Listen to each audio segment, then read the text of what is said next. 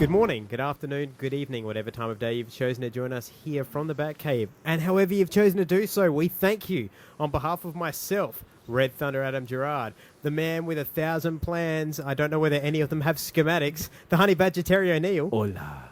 And the man who'll break down the door to your house to make sure that it's not on fire, even though you weren't yelling or making any kind of noise, the Dad Knight, Braden Ahern. Hey, hey. How are we this week, guys? Good, man. Yeah, I'm excellent. And did we all have a good Bat week? It was a good Bat week for TV. It wasn't a bad Bat week for films. Yeah, no, it was a good week for DC. That's a good way to put it. It's a fine DC week. I think I'll go for a walk outside now. DC shining on me. The Flash comes now.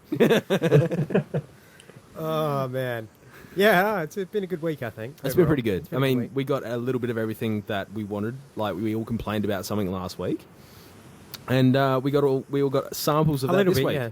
They improved this week. If they continue like this, I may have less complaints. Yeah. However, with that said, yeah, less. I didn't say none. It's not a perfect world. If this was a no complaints pod, this would literally be our podcast. Hey, you guys, going good? You enjoy TV? Yep. Oh, well, thanks for joining us. See you all next week. Yeah, no more 2.5 hour epic podcasts. Yeah, no more sitting here yelling over whether or not people need 2 gloves or just tell me what's your purpose in life. God damn it, get out of the wheelchair, stay in the wheelchair, make up your mind. Yeah, don't bring it back up, man. Don't bring it back. Well, he actually wasn't a main character. He wasn't actually featured a whole lot in this episode, so I'm pretty happy. Yeah, I was cool with that because it wasn't like let's rub it in your fucking mouth. That's it. Gag on it. Gag on it. Yeah, no shit. Yeah. There's a point where you like. I don't have a problem with going balls deep. It's when you try to put the balls in too that it's too much. It's called watching the dog. It's too much. No watching the dog. No, just leave them on the outside. I don't mind them slapping up against me, but don't force them in. That's not good. Well, anyway, before we get into our usual TV and movie talk, I do want to get into a little bit of news that are out this week. And this one has to do with the upcoming Arkham Knight game, and it's something that I'm a little bit pumped to discuss. Yep. Now, they've released the list of people who are in the game. Yeah. And by that I mean the voice actors and the characters, not necessarily their actual identities. Mm-hmm. Okay. And something that I noticed was obviously Mark Hamill isn't in the game, which isn't a surprise. His Joker died, and he said that he was retiring his character at that point. Yeah. And Troy Baker was taking over as the Joker as far as he was concerned. Yeah. And then Troy Baker voices Joker in Origins. Yeah. And that's cool. And then in this new game, he's listed as the voice for Two-Face, and I'm fairly certain that he voiced Two-Face in City. Okay. So that matches him, but he's also listed as the voice for the Arkham Knight. Okay. Now, I know how incestuous that universe is with making sure that this actor always plays Batman, this actor always plays Wildcat, this actor always plays Freeze, that style of thing. That to me seems very weird that they would cast the dude who is the new voice of the Joker as this random character. Okay. So I'm worried. I'm hoping that they haven't screwed the pooch and given away the fact that you're going to play 30-something hours to have it. Yeah, end up being Joker. Yeah. Hey, Joker, If they're doing that, I hope they go the same route they did Origins, where it's like, well, first 5 hours, I think I'm hunting down Black Mask. Oh, psych! Now the story's picking up. Yeah. Yeah. I mean, Troy Baker's like a man of many voices. Yep. Like a lot of voice actors do invest a lot of time in developing their voices, so it could be someone very different than the Joker. It could be the Joker. You never know. So that's the thing. Just because they've said this person's doing this, I agree doesn't with mean that. specific character. I just find that surprising. It's all. Yeah. It just seems very odd. But then again, maybe they might be taking the Tim Burton school of thought where they only know 5 people, and they have to. Right they can just use those. You could well be right there. Yeah. Speaking of Tim Burton, I am actually a little bit concerned with Helena Bonham Carter's career. I think she's not going to get any more work. Oh, now they've got the divorce. Yeah, now that the divorce has gone through, we don't know who's got custody of Johnny Depp. Yeah, we don't know who's got custody of Johnny Depp. So, it's a little sad. It's going to be rocky times for little JD. I think Johnny Depp has just starred in a film that's just come out called Mordecai that is already on Rotten Tomatoes at about 4%, and they've already tagged it as, hands down, it will be the worst film of 2015. Oh, wow, that's horrible. So that says something, considering that his career now revolves around making things that get panned and Pirates of the Caribbean. Yeah, that's about it. Yeah. So it's a little sad. Sad day. So rub that in your face, any Johnny Depp fans would have. And now it's time for TV. My name is Oliver Queen. After 5 years in hell, I have come home with only one goal: to save my city. To the rest of Starling City, I am someone else. I am something else. My name is Barry Allen, and I am the fastest man alive. A friend recently gave me the idea for a new name, and something tells me it's gonna catch on. James Gordon, Alfred Pennyworth. We're gonna get the guy that did this, sir. New boy, are you? You'd say? Good luck, mate.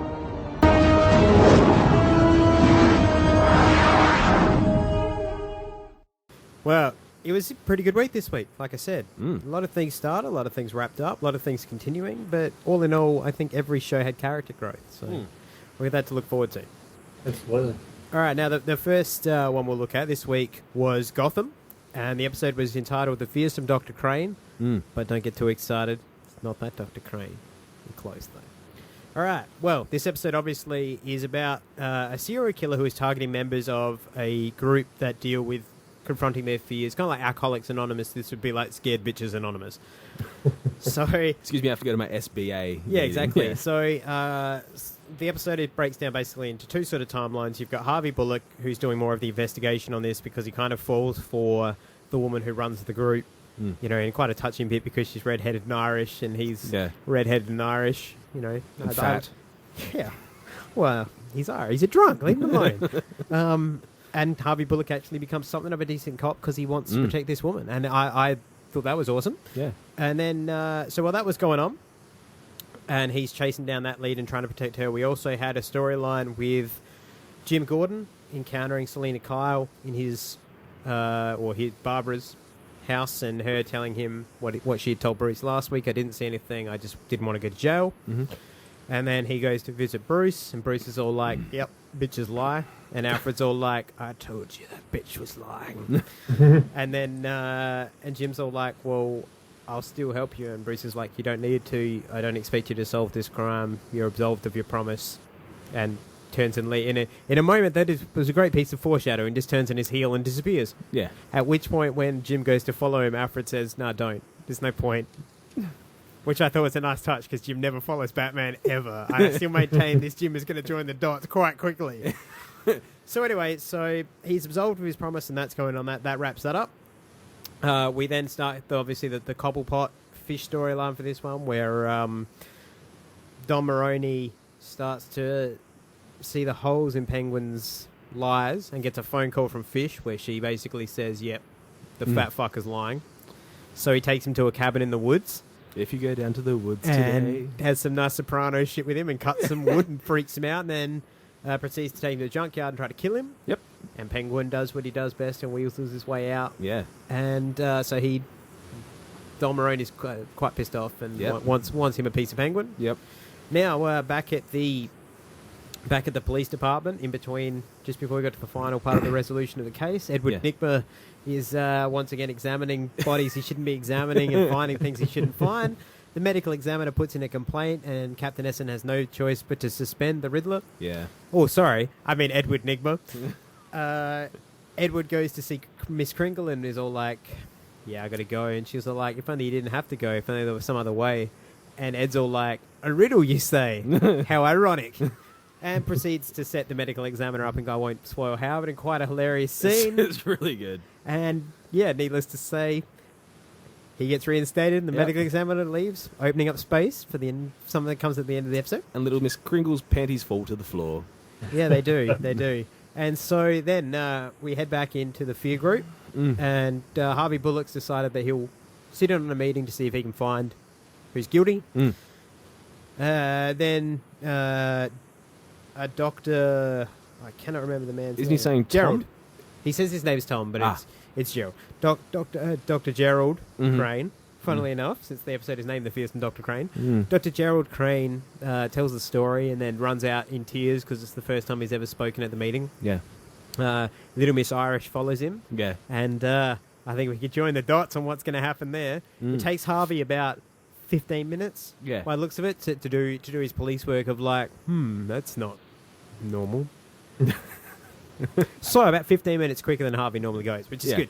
And he runs outside, sees what doesn't in time to catch her. Eventually, they find her where Crane is testing out his theories on fear. His new serum. Yep. And proceeds to attempt to drown her. Mm-hmm. Jim tries to chase down Crane. Bullock saves Irish lady. Crane gets away. Yep.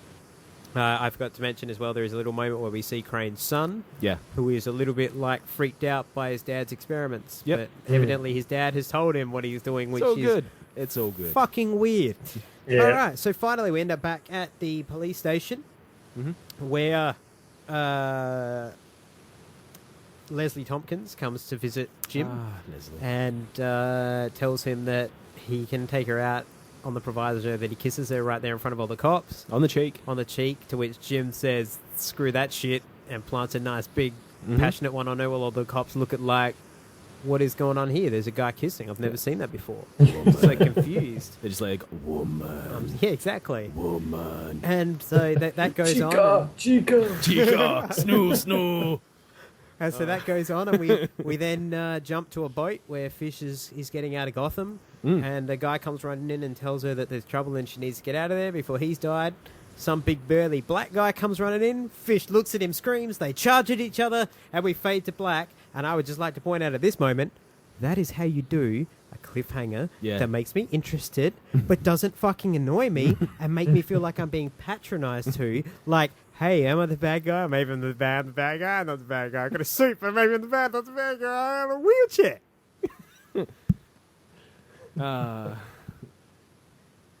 Gentlemen. Just waiting for the crossover. Gotham has, like I've said it before, and I'm going to keep saying it, it's annoyingly consistently well written. It's beautifully filmed. The cast of actors are perfect. This is just it. Gotham has made me appreciate Harvey Bullock more than the comics ever have. Yeah. He is so good. There's that humanizing point, and I'm not going to go into it too much, but he's in that meeting, and he describes what it's like to be a cop, his fears, and that humanizes him hugely, because that's probably something that a lot of law enforcement or special services or emergency service providers will actually sort of go through, that sort of imagery. Yeah, absolutely. And that humanizes him hugely. Actually makes me like that character a lot more. And I like this episode specifically because it didn't base itself just on Jim. Yeah, I really think that was cool too, and I don't mind that because it's not a Batman show yet. Yeah. You don't need. But Harvey's had a few episodes now, a little bit like this, where they show a bit more of him and go into a bit more depth with him, and he's becoming quite a popular character in the show now, I think. Yeah, no, absolutely. He's definitely becoming. He's probably becoming a fan favorite just because you've got Jim, the super cop, the white knight of Gotham. Everyone knows the story, but then you've got this grudgy little Irish dude who drinks way too much. He didn't like doing his job initially, and then all of a sudden, he's getting some sort of pride in his work. He's actually starting to look cleaner as well. I think he's actually he's because Jim is so much like it's our job we're cops. Yeah, it's making Bullock be like, you know what, you're right. I became a cop because I wanted to do this. I didn't want to be corrupt. Yeah. That's awesome. That redemption. It's the way it was when he started, really. Yeah. And he, I guess, wasn't strong enough to stand up to all the corrupt people and things like that. And now he's got, I guess, someone to lead him in that direction. Yeah. Like, But I think we're also going to find in time that shit's obviously brewing in that precinct. Yeah. And Bullock has Gordon has a bullseye on his back. Yeah. Bullock is going to be the one that steps in and is like, fuck you all. Yeah. Yeah. Yeah, I think he's done that. He did that a couple of episodes ago as well. Sort of thing when everyone needed to step. I think they had to go out canvassing and no one wanted to do it because it was for Jim and all that sort of stuff. He's like, screw you all, give me that. Yeah, that was like Master Dad. Yeah. Yeah, that's just it. Richard. That's it. Richard Sionis. Yeah, that's it. So yeah, like those two characters, I mean, they're beautifully paired together. Yeah. And it's not just because they're paired in the comics. It's because they're paired beautifully as actors as well. Yeah, exactly. They're very almost contrasting colours, but when you put them together, it actually works very well. I think as well, what we're going to find, you've hit the nail on the head there. What they're also doing is they're breeding this respect from Harvey to Jim. So when Jim becomes captain and then, commissioner and whatever else, Harvey is going to have that, like, pride of like, hell yeah. And then when Jim's like, you're in charge of major crimes now, I think we're going to see, that's when we'll see more of a shift in Harvey, where suddenly he's like, you know what? This is my unit now. You all need to shape up. Yeah. There'll be no drinking. Oh, the irony. I'm waiting for the donuts. The donuts and the unlit cigars. When that happens, I'm going to be so happy. And he's just munging on donuts. Just constantly munging. That's always my favourite part in the comic, is whenever you cut to Bullock anywhere. Yeah. If it's a crime scene, he's got the cigar that's not lit that he's just munging away on. Yeah. And if he's in a car, a desk, and if he's sitting anywhere, he's just throwing into donuts. I mean, even the animated series, he's always munging donuts. Yeah. Yeah. That's why I loved it in a few episodes ago when he stopped to get the hot dogs, and he's like, I'm not going anywhere, I'm eating. It's so Harvey Bullock. Oh, God. The next summer's blockbuster, that's so Harvey. Yeah. Yeah, totally. I can see that working. That's the way to go. Well, yeah, this was a great episode. It did was. a lot of character, like Jim grew as a character, Selena grew as a character, Yeah. Bruce grew as a character, Yeah. Nigma grew as a character, I already did. Kringle grew as a character, Mm-hmm. Oswald, all of them. Literally, every single character this week grew. That's incredible. It was done in a very subtle, clean way as well. You see, it was done in a real way. It wasn't done in a way where suddenly everybody just fucking levels up. It was done in a mature, everything kind of ramped. Yeah. But I tell you, I cannot wait for Ed to snap. Yeah. I think it's going to revolve around either Chris Kringle dying, or getting fired, or something very bad happening to her and the police department not following up properly. Like if she was assaulted in an alleyway. He'll be out to get his revenge on the police department. I really think he'll leak information. Yeah, it'll leak him. I think he'll leak information, and he'll start taunting them from the inside as well. Yeah. Like he'll start doing all these little, like maybe little acts of vandalism, just little bursts of rebellion. Well, if you look, there's something very cool I never noticed until I was watching it via stream to my Chromecast. Yep. And Is this the question mark? Yeah, the Chromecast paused. Yeah. It just stalled, and I was like, okay. It was It was just at when the Gotham logo came up, and I think it's because that blare of music just stutters the screen for a second. Yeah, there's a read the question mark right behind the T. Yeah. In the cityscape. Yeah. And I was like, that's really cool. Yeah. There was also doing little things. There's a question mark on one of his props as well. Yeah. I think so. I don't know what. I think it's an eraser or something like that. Oh, he's bit with the pencil this week. Yeah, that was cute. Where he's like, I came to return this pencil, and it's just like shorn down to a nub. And then she's like, you owe me another pencil. Yeah. Oh, God. I'm pretty sure he has a pencil he can give to us. Filled with lead. I was going to say it's leadless. It's one of those refillable. Yeah, that's it. Ones. I have a feeling it's never been uncapped before. Yeah, oh, wait, probably it's not. a pen, sorry. Well, yeah. So that ending was pretty exciting. I have a feeling that that fella who busted in there, they must have had some sort of relationship in the past, I think. Well, that's what I thought. Like, I was thinking, is there a point in time where there's a pirate crew who gets taken over by a Gotham villain? That's what I'm trying to think, because maybe that's Frisch's new crew. Every 1966 Batman episode? No, as in, like, yeah, you know what I mean? I know what you mean. Like, what sort of villain do we know that actually controls a crew and has basically... The thing is, Fish is a new character. That's just it. I mean... That's why for this, it's like, whoa... That's what I'm wondering. That's I wouldn't be surprised. I think Braden's hit the nail on the head. It's somebody who... It's a former... Like, it's going to be the Anthony Cleopatra situation where it's like, fuck you. Yeah. And they go at each other. But I've got a feeling he's not going to be anything big either. I mean, that's just it. Fish would have to have a big comeback and then a massive fall and then just kill off the character. Yeah. So, for me, maybe she takes Oswald Cobblepot has to kill Fish. Yeah, that's what I'm thinking. Yeah. So maybe like this may become like Fish's new crew. Yep. And they become pirates or something like that. They'll go back to Gotham or whatever like that. So. Well, I'm sure Gotham seems to write things like this, and then the next episode, they answer the question. Yeah. I don't know whether or not you can tell how facetious I'm being about another show, but I like that. I like that they set up a question. Did you notice the wheelchair in the corner of Fish's room? Did you notice that? Because even though this is audio, or not. See, I'm fairly certain Braden, even through the audio of this, can feel the stare. I can feel it. I'm 1,000 kilometers away. I can feel exactly. Fucking Harrison Wells. Well, speaking of fucking Harrison. All right, so with Flash this week, I've done something a little bit different. So, I was speaking to one of my 5 friends who want to listen to the podcast.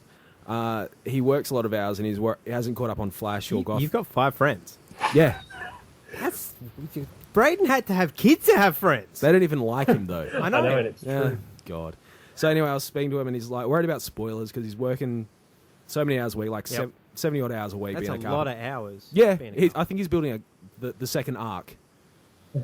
Noah didn't even work 70 hours a week to build the fucking ark. Yeah, well, this guy's trying to I say... think Noah put his daughter to work. Yeah, so there you go. You got a kid? Has he got a kid? No, he's not that stupid. He's doing it wrong. Yeah, there you go. Ouch. So anyway, he was worried about spoilers because he hasn't been able to catch up on Arrow and Flash and Gotham. And I said they're brilliant shows. You should watch them and then listen to our fantastic show. It's listened to. It's better. It's listened to in Australia and Italy. I'm pretty sure one of our couple of our last likes were from. I believe we've got an Argentinian. Oh, beautiful. Like her. And I'm fairly certain. Yeah. I'm not sure what part of the globe that it happens, but I think we've got some Spanish. Beautiful. Oh, very good. Wonderful. We have some Jose Bangahos. Really? Yeah. Well, Jose Bangho, if you're out there, get in touch with us. Any questions you have or any theories, thoughts, comments, send them in. All right? Cheers. So I've gone for a little bit of a different review with The Flash. So I've got a little main thing about the villain of the week, and I've got a couple little points. Nice. So we'll discuss that. Anyone who hasn't seen the episode will go, cool, what's this? Go watch the episode, and then you'll get what we're on about. Anyone who's seen the episode will hear the points and know exactly what we're on about. Sounds good to me. All right. So after breaking her boyfriend out of jail with her newfound powers, a girl named Shana is then coerced to perform a robbery to clear her boyfriend's debts with a local gang leader, eventually left behind by her prickish boyfriend when the Flash intervenes and locks her away in the pipeline. Pied Piper is let out of the pipeline by Cisco on the promise of information about Ronnie and his whereabouts and exposing what really happened to Professor Stein and how it involves Ronnie. Barry's father is assaulted in jail for helping the police with an investigation, Flash later exacting revenge on the inmate by whisking him outside for a chat before the guards come. We then meet a possible new love interest for Barry in Linda Parks after Barry and Caitlin hit a local dive bar to do some karaoke, reminding Braden of the glorious work Grant Gustin did on Glee. Whoa! God damn. Grant Gustin was on Glee? Yeah, totally. Stop How it. have we not talked about that? No. I think we discussed it last week. I don't remember. I think Braden's We the... did. I don't remember I this. only just got my bat nips untwisted, alright? Our closing scene, we have Adam's wet dream, where we see making his screen debut, So good. 1 ton of silverback gorilla, Grodd, who is seen beating the crap out of some sewer maintenance workers. So good. He ate one! He did. He ate a man! Boys, the floor is yours. He ate a man! Just Look, fucking straight out. I want to put this out there for the writers of Flash. Fuck Harrison Wells. Grodd ate a man. That is how you write a show. Okay, that 30 seconds was better than anything you've done in 12 episodes with fucking Mr. Can I Walk? Good guy, bad guy, I don't know. Yellow suit, fucking tagging on blah, blah, blah, blah. Better. Grodd. Good. That scene, actually, the one, kind of reminded me of Jurassic Park, where the guy was sort of clinging onto the wall and he got dragged up the wall and then dragged away. Like, wow, these guys have been watching Jurassic Park way too much. But it was an awesome scene. That was apart from the fact he hasn't talked yet. Yeah. That's what Grodd is meant to be. And I like the fact he hasn't talked because I get the feeling Grodd is telepathic. Yeah. And basically he'll talk in whoever he's communicating to's voice. Yeah. That's what I personally. Or conversely, we won't hear what he's saying. We'll hear their answers back when Yeah. they're like, what are you... Yeah. Yeah. Sort of like the Blue Beetle, where everyone around him is going, why are you talking to yourself? Yeah. Like the Blue Beetle in Young Justice Invasion. That's what I'm talking about. Yeah. So, I mean, what do you think, Braden? It was definitely... I enjoyed this episode a lot. It was a lot of fun. I had a few giggles and things like that in there. Yep. The scene with Caitlin getting drunk and he takes her home and she was kind of annoying a little bit, but it was funny. Yeah. Did you poke at my boobs? Did you pick at my goods? It's okay. No, I wouldn't be did. much of a hero if I did. It's okay. For all the good stuff you've done, yeah, you can do it. It's like... Oh, well, in that case... Oh, God. If you're the Flash, while you're spinning around, you would have impregnated her and had her dressed in... I was watching with Dr. Bang, and that was exactly his words. I would just like to point one thing out to you there, though. Barry Allen clearly has a taste for the brown sugar. And there is a rule that I've learnt through much TV and movies and blaxploitation film, and that is once you go black, you in fact never go back. So Barry, this is how your Linda Park theory falls apart and all this shit, because Barry don't like the white meat. Barry likes the dark meat from the thigh, if you know what I'm trying to say. That was a fried chicken joke, in case you didn't get it. Still, I mean, Caitlin's at least a 9. Oh, Caitlin's fine. Yeah. Fine as a 9? Yeah. Yeah. That's the thing. Barry probably would. He would. You should. Yeah, he would. But I mean, overall, I think for me, this episode was probably a solid 7, 8. Yeah, and it was. They introduced a lot. Obviously, they chucked a big Grodd thing in the end. You see what happened with Stein and absolutely Ronnie, which was pretty cool. And it was a nice big, middle finger to Iris, her and her Aryan lover. Yeah. Well, her and her whole, I want Barry's attention, but I don't want to. Yeah, it's like shoot or get off the pot. Yeah. Yeah, once again, it refers back to... You got him hooked on the brown sugar, and now you're trying to get him to go back to the bleached white stuff? Woman, please. Oh, no. That is not how this works. Linda Park is... She's not bleached. She's... I'm still telling you, how do you have this conversation in 3 seasons' time? Yeah, hey, Uncle Barry, this is my new girlfriend, yeah? Guess what she did? She rode the flash stick. Yeah. No. Exactly, that's not going to happen. That's the thing. I mean, we had our pre-broadcast discussion, and I think we both came to call it the pre-game huddle. The pre-game huddle, where we discussed Caitlin's glares towards Barry throughout this episode. Yeah, like if you notice it, like when she said, "I've got to find someone else to be crazy about," and there was that linger, and then he walked off. Yeah, and she's too retarded. He's just all like, "Duh, yeah." Same way he's with Iris. Yeah. On the flash. I only have one glove. And the thing is, he walked away and she turned around a little bit to look at him. So obviously that's where they're going with that one, just for a little. And obviously Linda Park has just actually introduced Linda, and it won't be Uncle Barry. It won't be. It'll be like Cousin Barry because of the age gap. Because if Wally West is Iris's cousin... Nephew. Oh, really? Then he is really young. Either that or she's got an older sister that puts out. Well, yes, I think Iris is the younger. Yeah, but where are the other two sisters? Oh, where are the other sisters then? College. We haven't heard a mention of them for 14 episodes. It's because they're not in the city. Okay, it's either that or it's going to be, you could be right with cousins, but in the same way that if you're half a generation below, that becomes your... Like, I, for instance, I'm the back end of my generation. I'm the last. You're the back end of a lot of things. I'm the last of my generation, dickhead. You're the arse of the generation. And so because of that, for instance, like when I was 13, 14, I had 38, 39, 42-year-old cousins. Yeah. So they were just uncle and aunt. Okay. And it took me until I was about 26 to break that habit because it's just in your brain. Yeah. It's my Auntie Kathy. Okay. And they're like, no, wait. That's where the whole world kind of falls apart underneath you. You're like, up is down. Yeah. Flash is slow, just like his show. Flash is slow. Gotham is green. Yeah, exactly. Arrow is red. Exactly. It was just... President's Spanish.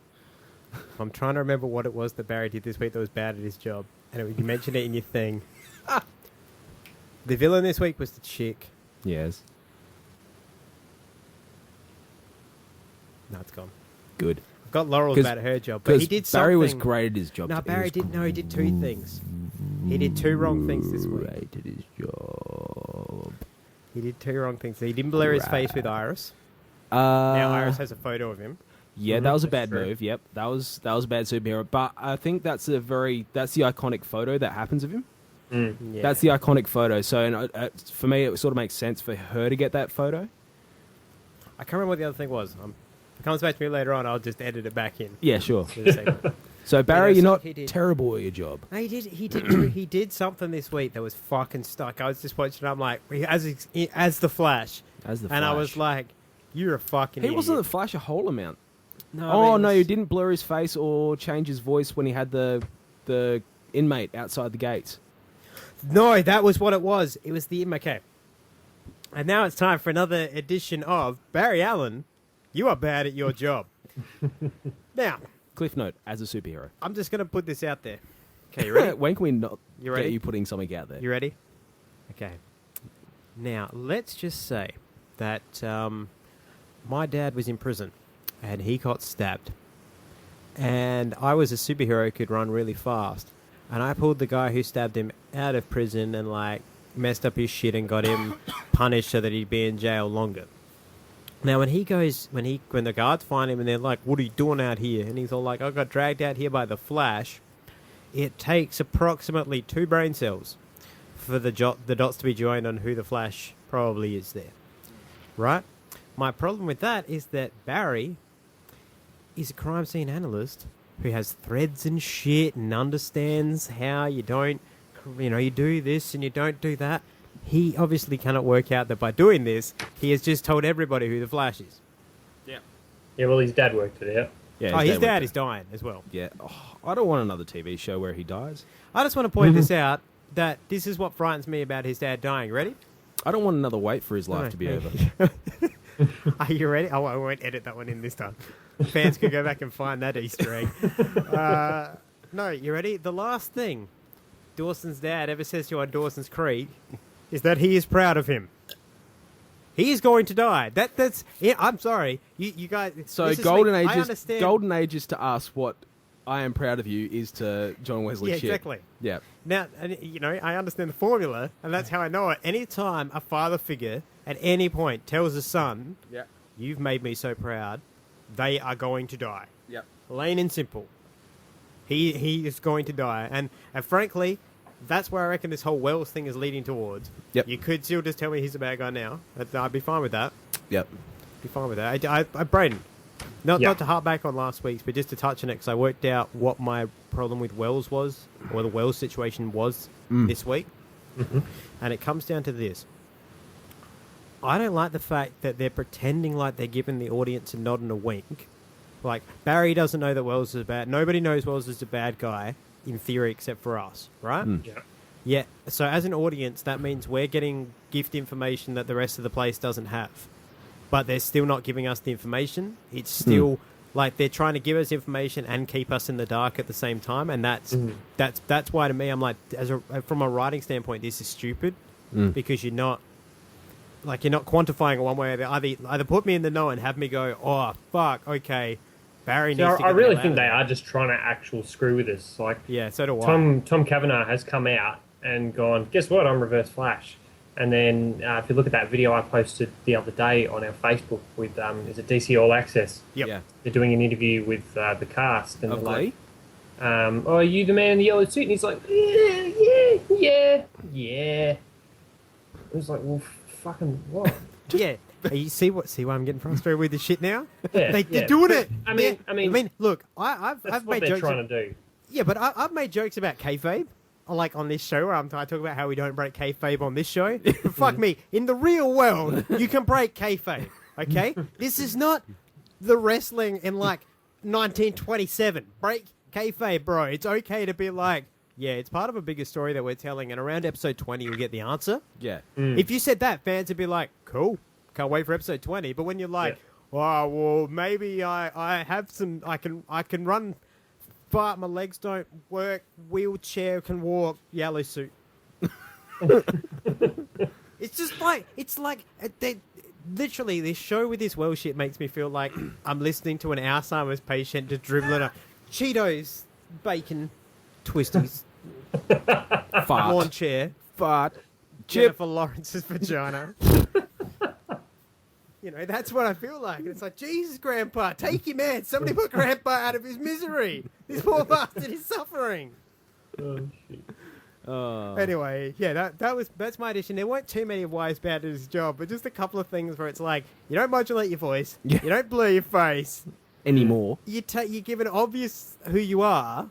Like just pump the brakes for 5 minutes. And the other thing is, and I'll bring this up in the next bit as well, I don't understand, again, the irony of the fact that this is a show about a fast man, and it's so fucking painfully slow, yet Arrow, which was a show about a guy who got beaten the fuck up and dead and was moving slow, was so fast!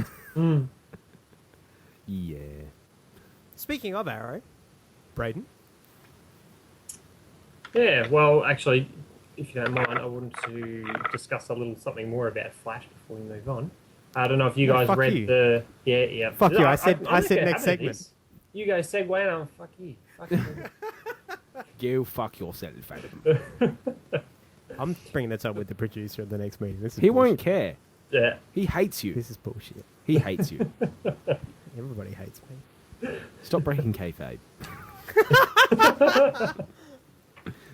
So I don't know if you guys read the theory that I posted on our page the other day or not about the Paradox story already of happening. To be honest, in Flash, I don't really read the stuff that you post. Oh, okay. Well, that's lovely. Thanks. I did in fact read it, but I'm going to allow you your moment to. So, in a nutshell, it basically said, because you know how at the start of the series you have your man in the red suit and man in the yellow suit around Barry's mother getting murdered. Yes. And that is, well, the theory is that... Yeah, that's the Flashpoint paradox happening with Barry. The Flashpoint paradox happening. He's there to stop himself from saving his mother. Mm. Yeah, he saves himself. No, it's very obvious that he saves himself. Yeah, he saves himself. Because Barry's saved by Yellow Lightning. So, yeah, the paradox, well, the whole thing's already happened. He's already gone back. He saved her from dying. An alternate timeline has occurred. It's been bad. He's gone back and stopped it. So in this theory, then, when do we see the paradox? Like, we obviously have to see that perspective then at some point from our Barry's, Barry's timeline or perspective. Is that the final episode of the series? The final episode of the season? I don't know. I'm quite interested. I don't think it should be the final episode of the series, because I think we're ending with the Crisis, aren't we? Well, it's meant to be ending with Crisis, yeah. Yeah, meant to be ending with Crisis. So, Flashpoint Paradox should be somewhere in the middle there. Yeah. But I don't know. It'd be very, very interesting to see, because there'll be very different characters. Obviously, we haven't got Aquaman and Wonder Woman having a war against each other. Well, that's if they exist. Ollie replaces Batman. Yeah, that depends if Wonder Woman and Aquaman exist in this universe. Supergirl. Supergirl exists. Supergirl's your Wonder Woman. Yeah. And then it would be, I don't know. We'll probably just get away with not needing Aquaman. Probably not. Just don't have that war. Just have Supergirl corrupted somehow or some shit. Landing in Russia. The Red Daughter. Yeah, that would work. Or with Diggle as Green Lantern. If they do that to me in an alternate fucking reality and don't bring that into this one, I would laugh my ass off fucking hard, and I'd actually be broadcasting this from home, basically, so I could just take headphones off and just go, yeah, I'm going outside. There is not enough tape to record. It's a good thing we're recording on a computer then, not a tape. Stop breaking kayfabe. But yeah, I really want to see that happen and where they take that. Yeah, maybe in an alternate universe, Diggle could be Sinestro Corps. Yeah, maybe. You guys are douches. Did you see that next week's episode is titled The Nuclear Man? Yeah, that's interesting. There's only one man who is the Nuclear Man. Who is that? I'll give you a hint. His name rhymes with tire form. Tire form. Tire form. Is it Laya Rom?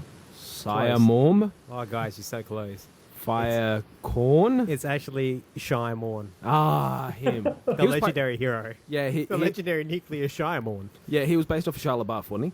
Yeah, because it was basically they wanted a comic book character who would embody. So he's a gibbering idiot. Yeah. Well, they wanted a comic book character who would embody all things awesome, so they drew it exactly like Shia LaBeouf. Oh yeah. It's the same way anytime that they need to draw the most beautiful woman alive, J-Lo. Ah. I didn't say vagina, I just said J-Lo. Yeah. So it's just whenever J-Lo now. Okay. That's good to know. Yeah. Shortcut. It's like you only have to when you only have to press Y instead of YS. Oh man, how good was technology in the 90s when that shit was good times. I still can't find the any key. Well, have you got anything else you want to say about Flash, or can we actually go to the next part now? No, we're good. We can go. Bring on the segue. There he goes. That was Wells running his new Segway. Like Thanks, Wells. Thanks, buddy. Joe Booth Wells. They're illusions, Barry. Illusions. All right, well, here's Brayden to tell us all about this week's Arrow. You bastard. All right, so this week, episode 12, called Uprising. I've gone down a similar track as Terry. I've only got a very brief synopsis here.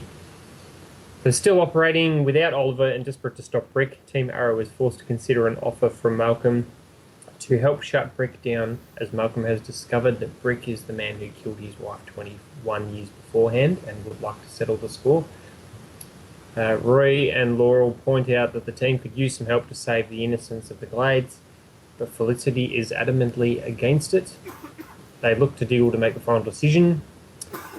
At the end of the episode, we see Arrow come back and basically tell the people of the Glades, sorry I left you, not going to leave you again, but you did a damn fine job of holding the city together.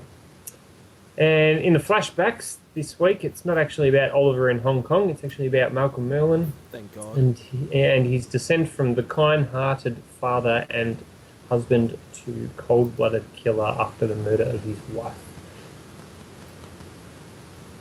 Great episode. Yes, this episode was fantastic. For me, it's probably one of the best ones that they've done. Yeah. In general. And the show just gets better every week. Yeah. Roy was my absolute favourite in this. Yeah, Roy was fantastic. Well, Arsenal, as they actually called him out loud to a human outside of the Team Arrow. Mm.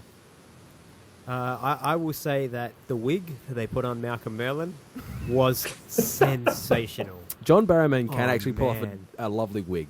I'm just looking at that. I'm like, yeah, I feel like I'm in the 90s now. That's incredible. You, with one haircut, you have transported me to 1997. Yeah. I have no qualms here. Go. Tell me a story. Shut up and take my viewing. Take my 999. Oh no, sorry. All right, I'm going to point something out here. I had one point of why Laurel was bad at her job, because I love my recurring segment of that as well. Mm-hmm. But I have two. I have a question and a statement. I'll start with my statement first. Thea is going to be who beats Ra's al Ghul. Yes. I disagree. No, I agree. Yeah, I don't think Ra's al Ghul is going to be beaten. I think they're going to make us like Malcolm Merlyn more. Yeah. And Ra's will kill Malcolm and Ra's will leave. See, I don't see that. I see... if he does kill Malcolm, Thea's going to go nuts because they keep talking about how Thea's not a killer. And yeah, she'll either go nuts or she'll find out about Oliver and team up with him or something. I don't know. See, the thing is, you don't need to kill Ra's because Ra's does have the pit in this. Yeah, that's it. That's why I'm saying Thea can killing take him would be pointless. No, but you're not killing him because, like, for instance, if somebody beats Ra's, the debt is cleared. You can run him. You can cut his fucking head off. It's a fight to the death. Yeah, but you can cut Raz's head off as long as he gets in the pit within 24 hours. The head grows back. Yeah. So that's why I'm saying if Thea actually kills Raz, the debt is cleared, and Raz will just go into the pit, come out, and be like, "We have no reason to fight them. Yeah, they beat me. The debt is cleared." Yeah.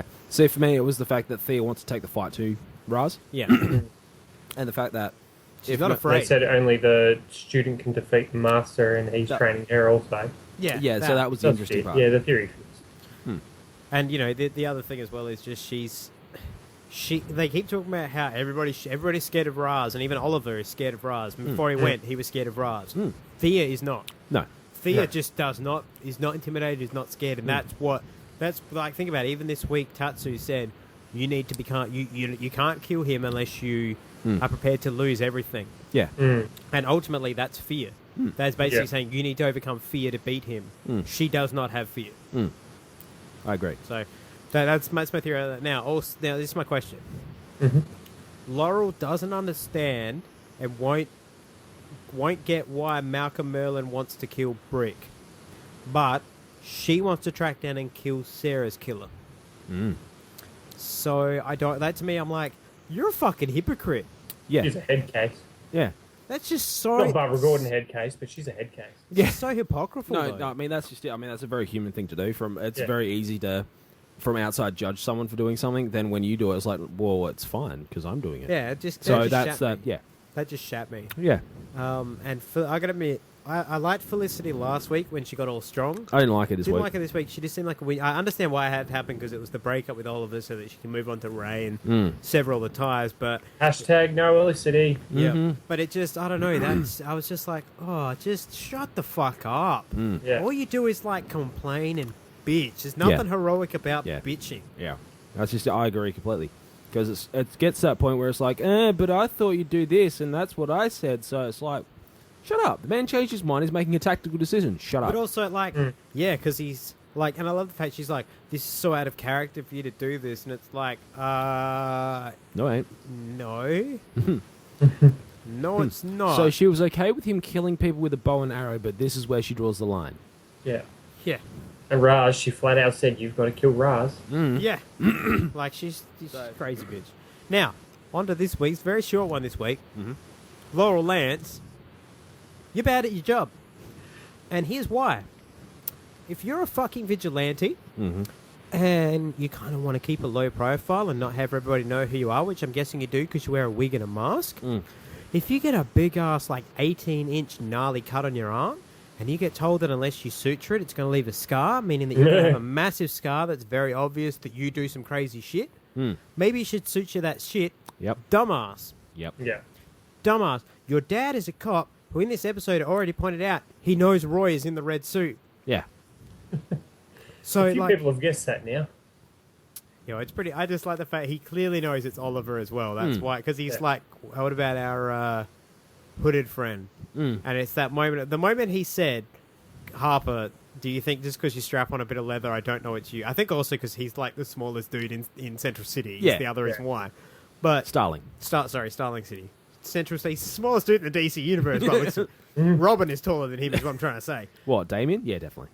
I'm taller than him, for fuck's sake. Oh, Cisco's taller than him. Anyway, back to my point. You know, if he's working that out, I refuse to believe that Lance has not joined the dots on Oliver Queen comes back from this island, dude turns up.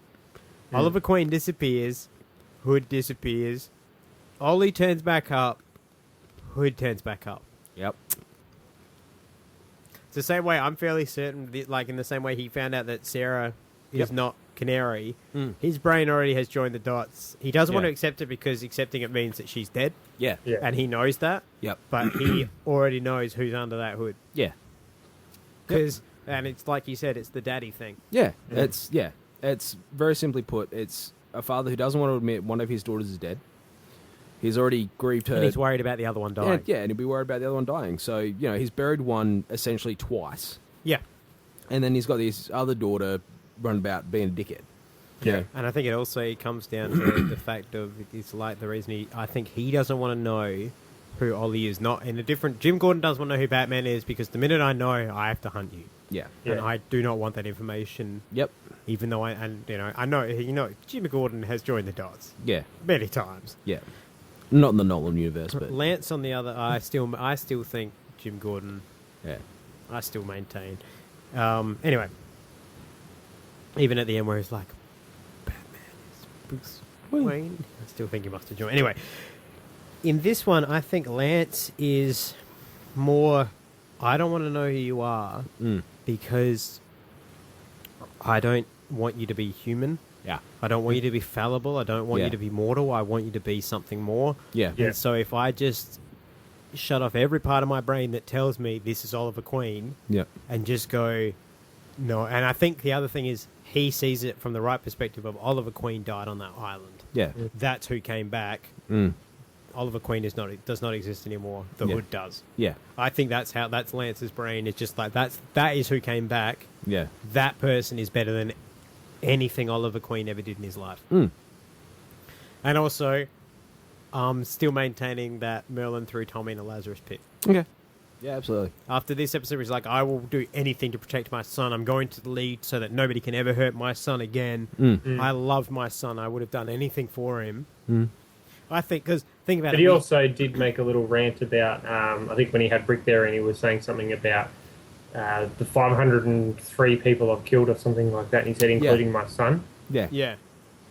Yeah, but that's what I mean about the Raz thing. Raz has died before and come back. Yeah. I think Tommy is coming back somehow through something like that. Because look, we don't know why Malcolm Merlyn is wanted by the League. Whatever he's done has fucked Ra's al Ghul off hardcore. Yeah. And I would think that since Raz is the only person allowed to use the Lazarus pits, and that when you use them, they have to, they're dormant for a certain amount of time. Yep. You use his pit, he'd be fucking furious. Yep. Yeah. Especially to bring back your son, who's not even in the League. Yeah. He'd be beyond mad. And part of me wonders if they're not going maybe in an altered route, a Solomon Grundy sort of thing, or almost like a Winter Soldier, where he's come out of the pit so like Jason Todd style, Red Hood, so fucked up that he is. He's gonna like.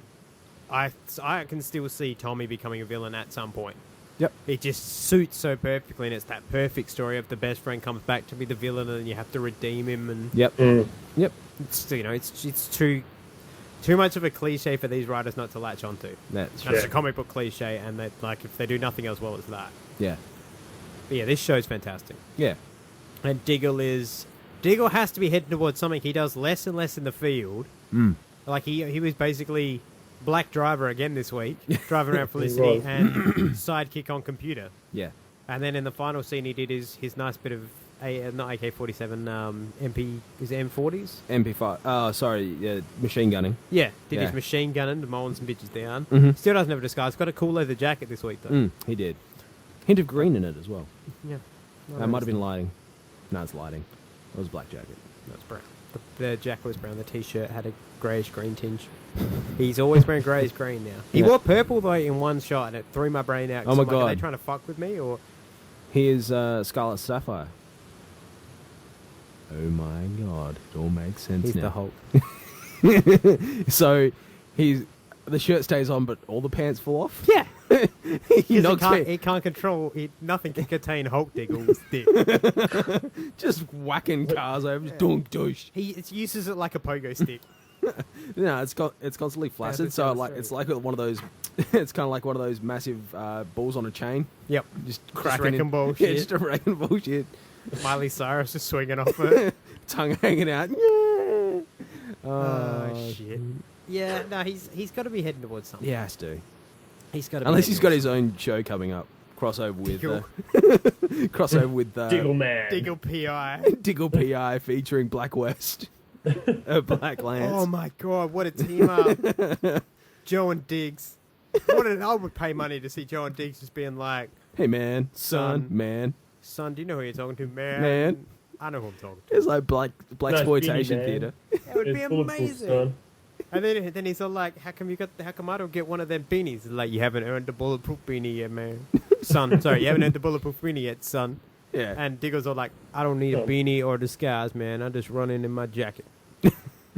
With no mask. I know I got a wife and kid, but have you noticed that for like 5 episodes now, I just haven't had anything to do with them? It's a little bit weird, man. Oh, lordy. Yeah, no, I'm looking... So did Wildcat die? Yes. Yeah. Yep. He did, okay. He did. Yeah, I don't know, what there I wasn't gather, that much focus on it. She was just like, you're going to be okay. And then he was like, yeah, that's not true. And that was the last he saw of it. I get the feeling that the actor who plays Wildcat was originally, they were hoping to have him more. And I know that he's now in quite a few movies. So I think that maybe it's a case of like, we have to wrap up this character somehow. And if you have him die, at least it pushes him out of the way so that Ollie trains. Because his mask was shit. Yeah. I hated his mask. But yeah, the mask was shit, but I was pissed off he got killed as quickly as he did because he went fucking off. I was like, holy shit, he took it to brick. Pretty well. Like, that dude was meant to be indestructible. Malcolm Merlyn took it to brick though. Holy shit. Yeah. I'm watching that and I'm like, I'm never fucking with John Barrowman ever. Actually, he might let you do that. He'd let you. He would let you, yeah. He probably liked the beard. He likes the beard.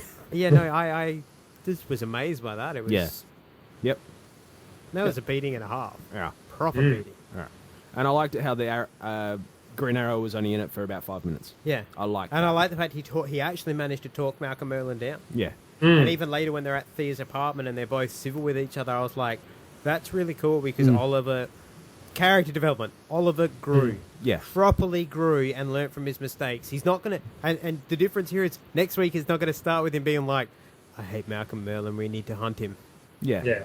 It's going to be like... That's why I think they're going to make us like Malcolm Merlin. Redeem him. And kill him. Yeah. Well, a redemption storyline would make sense. In fact, it's going to be even better if you really, really want to fuck with people's heads and end on a cliffhanger this year. Yeah. Ready? Okay, something happens again, and Malcolm saves Thea. Again. And gets a knife through him, and when he drops down, Tommy's standing behind him just smiling and says something like, hello, sister. Hello, little sis, or something like that, and you cut to... You cut to black, you would just be like, what? And then you get the news that the series has been cancelled. No, and then what would happen, there'd be a 30-second clip where it'd be like, coming up this season on Arrow, and it'll just be fucking Harrison Wells wheeling down 29 seconds, he'll wheel down a corridor, the last second he'll get to the end, and he'll put one foot on the floor, then look at the camera and like wink, and then it'll be like, back in 2016. That's what'll happen. Fucking Harrison Wells. We should probably get off this hate train right now. I'm so angry because they knew how to fuck with me because they put like one of the best actors ever doing it. I love me some Kavanaugh. They're making me hate Tom Kavanaugh. Stop making me hate Tom Kavanaugh. It is the man. So we're getting off the hate train now? We're getting off the hate train now, and I believe, Terry, that you've been in some pain this week. I have. My bat nips happening? have been twisted really thoroughly. Oh no, are they purple nurple? They're on the way to dropping off, basically. It's getting to that point. Now, Braden, you're in front of your laptop, right? Yes. Now, you are able to multitask. You can open up another window and punch in the name Ezra Miller for me. I can do that. I'm familiar with this name. You are familiar? I am familiar with this name. I don't know much of his work. All right. Can I just interject here for a second? Please, please do. I'm very disappointed being that you are currently filling the Arsenal Green Arrow role, which means that Braden is filling the Diggle role. He's not saying man. He is not giving tactical responses, and at no point has he been like, "That doesn't freak you out."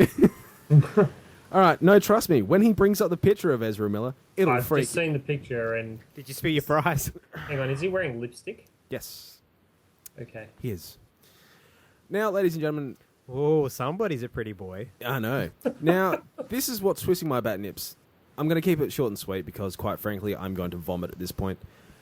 Flash has actually become one of my favourite superheroes. Not because of the TV shows, because I've actually, during this podcast, I've done a lot more research and I've actually grown to like the character a lot.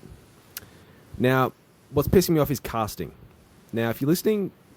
and you know what Barry Allen looks like. I was a little bit shitty when I saw Grant Gustin cast because, you know, he's not blonde. He's not, you know, Barry Allen is like that Aryan sort of look. Barry Allen is Steve Rogers. Yeah, he is Aryan, all right? He's Steve Rogers. Yeah, all right? He's the nice blonde-haired, blue-eyed where you're he's the nice boys that Hitler would love, okay? Yeah, he grew up in the nice Midwest where they only have blonde hair and blue eyes. Exactly. Mm-hmm. So here we have Ezra Miller, who is been announced for 2018's movie The Flash.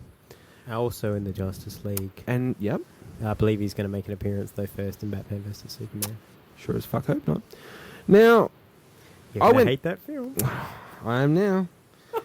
Now, you go through this guy's list of works. It's all very arty-farty, sort of, you know, Perks of Being a Wallflower, Madame Bovary, Trainwreck, Stanford Prison Experiment, all that sort of arty-farty stuff.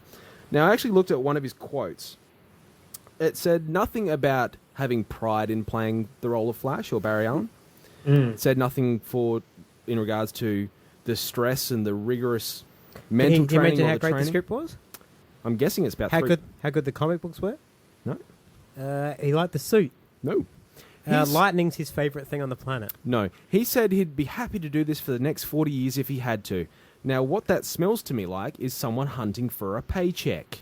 Yeah, I'm pretty sure he actually said that it would, if he could do this for the rest of his life, it would be good because he would be secure in a job. Yeah. So at no point in time has he said he loves DC Comics, he loves comics, or he likes shiny things on the TV. This is what irks me about casting. This is can I interject because you've missed part of the very key part of your problem here. What? Warner Brothers fucking suck at making these movies. Absolutely. And they have done one piece of casting that is correct. Yep. One. Batflick?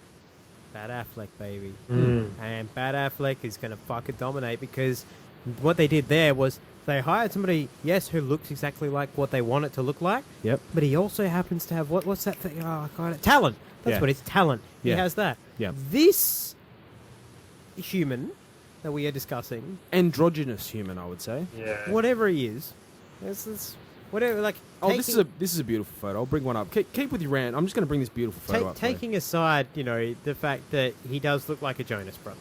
Okay. Let's just leave that out Looks of it. like a Jonas sister. He does. First of all, I'm pretty sure he's either Italian or Spanish. Just going on a guess. But also, the other thing that I can't understand here and I can't reconcile is simply this. They have cast everything else, and I've heard Zack Snyder crap on about this for 2.5 years now. Yep. He has cast everything. He said, he and Christopher Nolan, sit down, we plan this shit out, we're making it perfect. We have cast everything to look like the comic. So if you pick up a comic and hold it up to the screen, then lower it, that is what it is meant to look like. That dude does not look like any version of the Flash that's ever been. That dude looks like he should be playing the latest Spider-Man, sure, but not Flash. See, I'll give him only one thing. He maybe looks like Bart Allen, Impulse from the Young Justice Invasion cartoon series. I can That's kind it. of see that, but no, I That's don't get it. It's because he's probably wiry. It's also probably, I'll bet you would have to do something with they would have been obscure for X number of films. Yep. At a very low deal. Yep. That's what it will be. Yep, absolutely. But you're right. You shouldn't be doing. There's a big difference between, say, Chris Hemsworth, who looks like Thor. Well, no, who first of all got himself into shape to be Thor. Then once he did the first film, he was like, this character's awesome. I will do this as long as you want me to, as long as you, the fans. And he didn't say, I'll do this as long as they pay me. He said, I will do this as long as you, the fans, want me to. As long as you want me to be Thor, I will be Thor. Because I love it. And that's a big difference. Same with, like, you look at Robert Downey Jr., who was like, I want to do Iron Man forever. Yep. This character is me. Yeah. But I'm getting old. And I can't, and eventually we have to look at what happens when Tony Stark or Gets Robert old. Downey Jr. can't be here. Yep. Do we replace it? Do we do that? Yep. That's a person who actually cares about the character. I look at Ben Affleck, who was like, I do not want this part. And they were like, why? And he's like, I don't want the pressure of being Batman. And then when Zack Snyder talked to him, was like, this is why I want you, and explained how he was casting Ben Affleck because Ben Affleck had the qualities. It was then that he was like, oh shit, I see what you want to do. Yeah, this is a hell of a character. Okay, I get to be broken Batman, not Perfect save Batman. the day Batman. Yeah. So that, those are the differences. But yeah, like you say, this guy just being like, oh, I'd like some money. So that's what's twisting my bat nips, and I'm sort of done looking at that photo. I'm just done. I closed it a long time ago. The whole film series, to me, is like I said. I trust one thing. I trust Ben Affleck. I do. I know people have hated on Ben Affleck for a long time. I have loved Ben Affleck since Mallrats. I think he can do funny. Oh, I enjoy him thoroughly. I love Ben Affleck, and he's self-deprecating to the point where, like, look at Jay and Silent Bob Strike Back, where they make all the jokes about how Ben Affleck keeps killing prostitutes. Yeah. You don't do that if you don't have a sense of humor about yourself. That's just it. I mean, I do enjoy Ben Affleck's work, and it's kind of hard to not call him Batfleck. Ben Affleck, yeah. Yeah. But I never really saw him as Bruce Wayne / Batman until I saw him bulked up with that shirt on. Then the jaw came into play because he's lost more weight, and the jaw looks stronger, and he's got that very pronounced... Got the haircut. He's got the perfect hair. He looks the part now. He looks like Bruce Wayne. Yeah. You look at him and you're like, yep. That's Bruce Wayne from the video games. That's Bruce Wayne from anything. Yeah, pretty much. Except for the 66, like. yeah. So, yeah. Hey, you leave out of West alone. I love West. It's all good. I love me some West. But Ward, no. So, yeah, it's casting like that just makes me want to distance myself from the DC movies. I don't trust the films. I trust TV. I don't trust the films, and that's the most ironic part is that Warner Brothers still have a hand, obviously, in Arrow, in Flash, and they're going to have a hand in Supergirl. They own the characters. The TV section still monitors that, and they won't. The reason, like, I'm surprised they got the Flash. But they won't let them have any of the others because they're the big names that you save for making money on films. But what they fail, and this is, I cannot reconcile it through my brain. What the fuck? The people at Warner Brothers cannot work this piece out. You can put Batman on a film. If the script is shit, people will not watch the thing. Yep. If it's shot badly, people will not watch the thing. That is why Batman and Robin tanked so fucking hard. And this is what happens when you focus on... Because I'll bet you this is how the conversation for Batman and Robin went. Ready? Okay. Warner Brothers interior, Warner Brothers offices. Hey, Phil, we've got to make another Batman film because the last one made like an arse ton of money and merchandise. What should we do? Well, Steve, I reckon we should get Mr. Freeze. He's the next villain in order of like that. That's a great idea. Who can we get to play Mr. Freeze? I mean, he's foreign, right? Well, I was thinking we get Arnold Schwarzenegger. That's all that matters. Brilliant. Let's write the script around Arnold Schwarzenegger. He's been doing those action films with the puns, so we'll put them in there. Make like, I'll be back, ice that guy. We'll put them in there because people love them. And, just write the thing around that. Brilliant. Who's a cheap female actor? Uma Thurman. Yeah, she worked. Well, we put in a bitch in leotards. 2 bitches in leotards. People will pay money. Yeah. Yeah, and neon everywhere. Yeah, it's great. Well, that's just Joel Schumacher. Yeah, that's true. That was Joel Schumacher coming in and being like, I need neon. I can't see. I need more lights. I need to be the light. That's why they suck. Because they write based around this shit where it's like, well, let's cast somebody who's cheaper. Let's cast this. So we can lock this guy into 20 films. Yeah. We'll do what Marvel does. Marvel locks people in, like, they locked Samuel L. Jackson into 20 films, and it's like, because Samuel L. Jackson wanted to play. Samuel L. Jackson was like, wait, you want me to play the character that you honoured me by drawing to look exactly like me, like 10 years before we even thought of making these movies? Cool. Done. Hell yeah. Yeah. I'll do it for half the paycheck as well. I actually think he has a deal worked out, like a percentage deal where he doesn't get paid, he just gets royalties. Yeah, I mean, that's all you need. Well, then again, those royalties are going to be going too good. He's on Sports 365 ads at the moment. Yeah, but no, that's Samuel L. Jackson. He does what he needs to do. Yeah, whenever he gets to say motherfucker, he's pretty happy. He yells, "This is how I talk. Haven't you seen my movies?" But yeah, that's what's twisting my bat nips. That's fair enough too. Yep. And now for our feature presentation.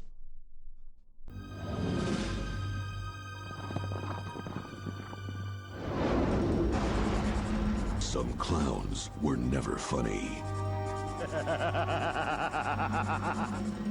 Some villains you never forget. He died years ago. You're sure? I was there. Some heroes will never back down. Go to work. The Joker is back, and it's no laughing matter. He's got a new crew. On the double. A new game. A lot has changed while your old Uncle Joker's been away. New Gotham, new rules, even a new Batman. I'm ready to give this old town a wetty again. Now the world's newest Dark Knight needs answers. What can you tell me about clowns? Drop it, kid. He'll have to stand alone. You're out of your league. I know every trick the original Batman and Robin knew at their peak. To face a vengeful menace from the past, whose day is about to dawn again. Let's dance.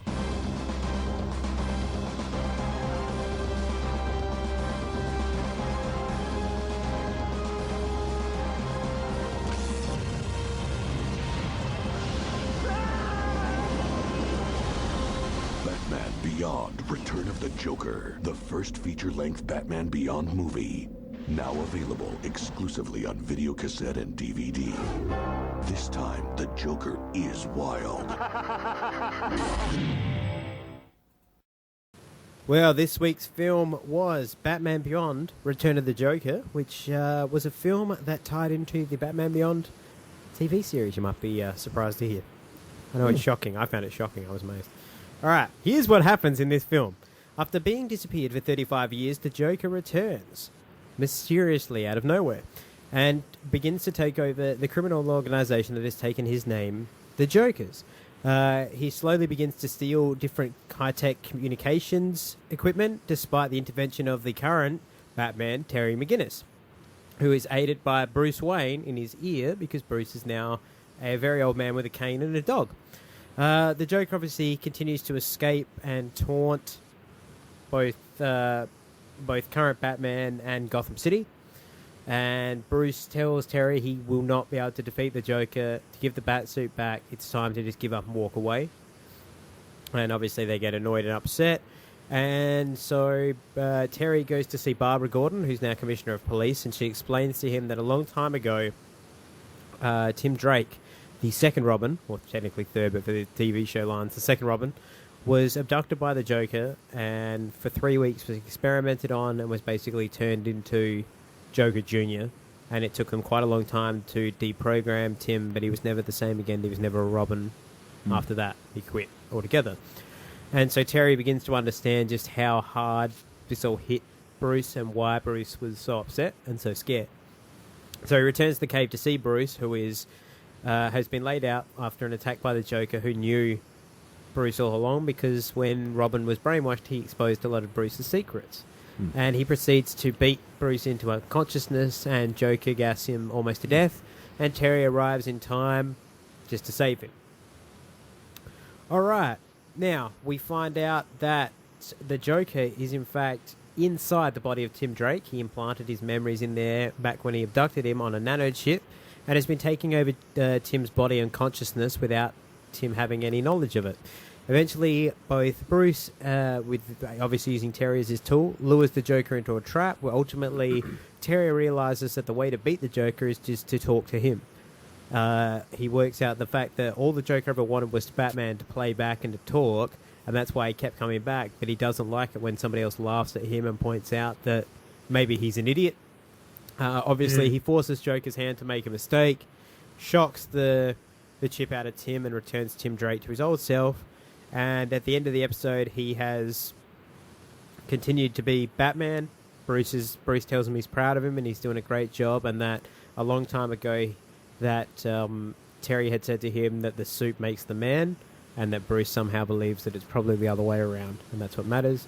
And the final moments we get are Bruce walking in to see Tim Drake in the hospital bed, surprising him and saying that he's now realised that perhaps he doesn't need to be so cold and that there's nothing wrong with showing affection and love to those that matter. Great film. It definitely had some surprise moments. Yeah. I really thought the Joker had killed Bruce. I was sitting there like, fuck me. I did not see that coming. Yeah. It's one of those close calls that the WB animated team are very good at doing. Yeah. I emphasize animated team on that one, especially the animated writers. This is probably one of my favourite animated series to watch, is Batman Beyond. So I'm not familiar with Batman Beyond at all. Me neither. I haven't seen any Batman Beyond besides this. Yeah. For me, I always liked it because I knew Bruce Wayne. I knew Bruce Wayne's Batman. This is a very different Batman. It's a very young, cocky Batman. Yep. Tries different tactics. Instead of scare tactics, it's more surprise, playful. It's almost like... it's Dick Grayson. It is. It's Dick Grayson. I made this comment here while I was watching this. I'm like, was the premise for this show, okay, let's make Dick Grayson Batman.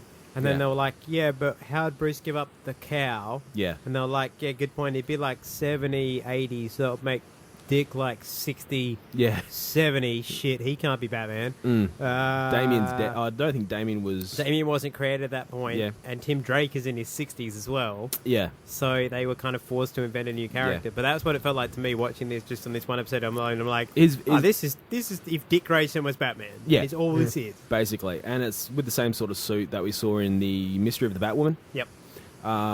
Except the cow comes up. I hate the fact that I do not like these suits where they're a complete hood that somehow covers your lips, but your mask moves with your mouth. Yeah. That fucking shits me. That shits me out. That twists my bat nips. But, I mean, this is like one of the Batmans that I actually sort of, when I say grow up with, I actually religiously watched this. Yeah. I was about 16 at the time, but so this is one of these opportunities. I think it was on Foxtel at the time, and I had Foxtel. You know, when Foxtel didn't have ads. Promoting Foxtel, the good old days. The good old days. So this is one of the ones that I religiously watched. Sort of like 66 was for you. This is what this was for me. Yep. It's a very different take. I still love the fact Kevin Conroy and Mark Hamill were involved in the TV series. Of course. So it's just that different spin on it. It's a very different Bruce, very different Batman because the man inside the suit is a young kid. Yeah. So, like you were like, there's a couple of things that you were saying, oh, this Batman's shit, he's getting his ass kicked. I'm like, essentially, this is still his year one. Yeah. At this point in time. This is like him 6 months into being Batman. So, you know, I'm pretty sure Batman got his ass kicked a couple of times during the first 6 months. So, especially in the year one movie. Yeah, I give you that. So, like, it's just that different interpretation, and that's what I love about Batman is because he can be interpreted so many different ways. He can be so many different things, and this is just a really fun interpretation. The Joker in this is very insane, very Joker-ish.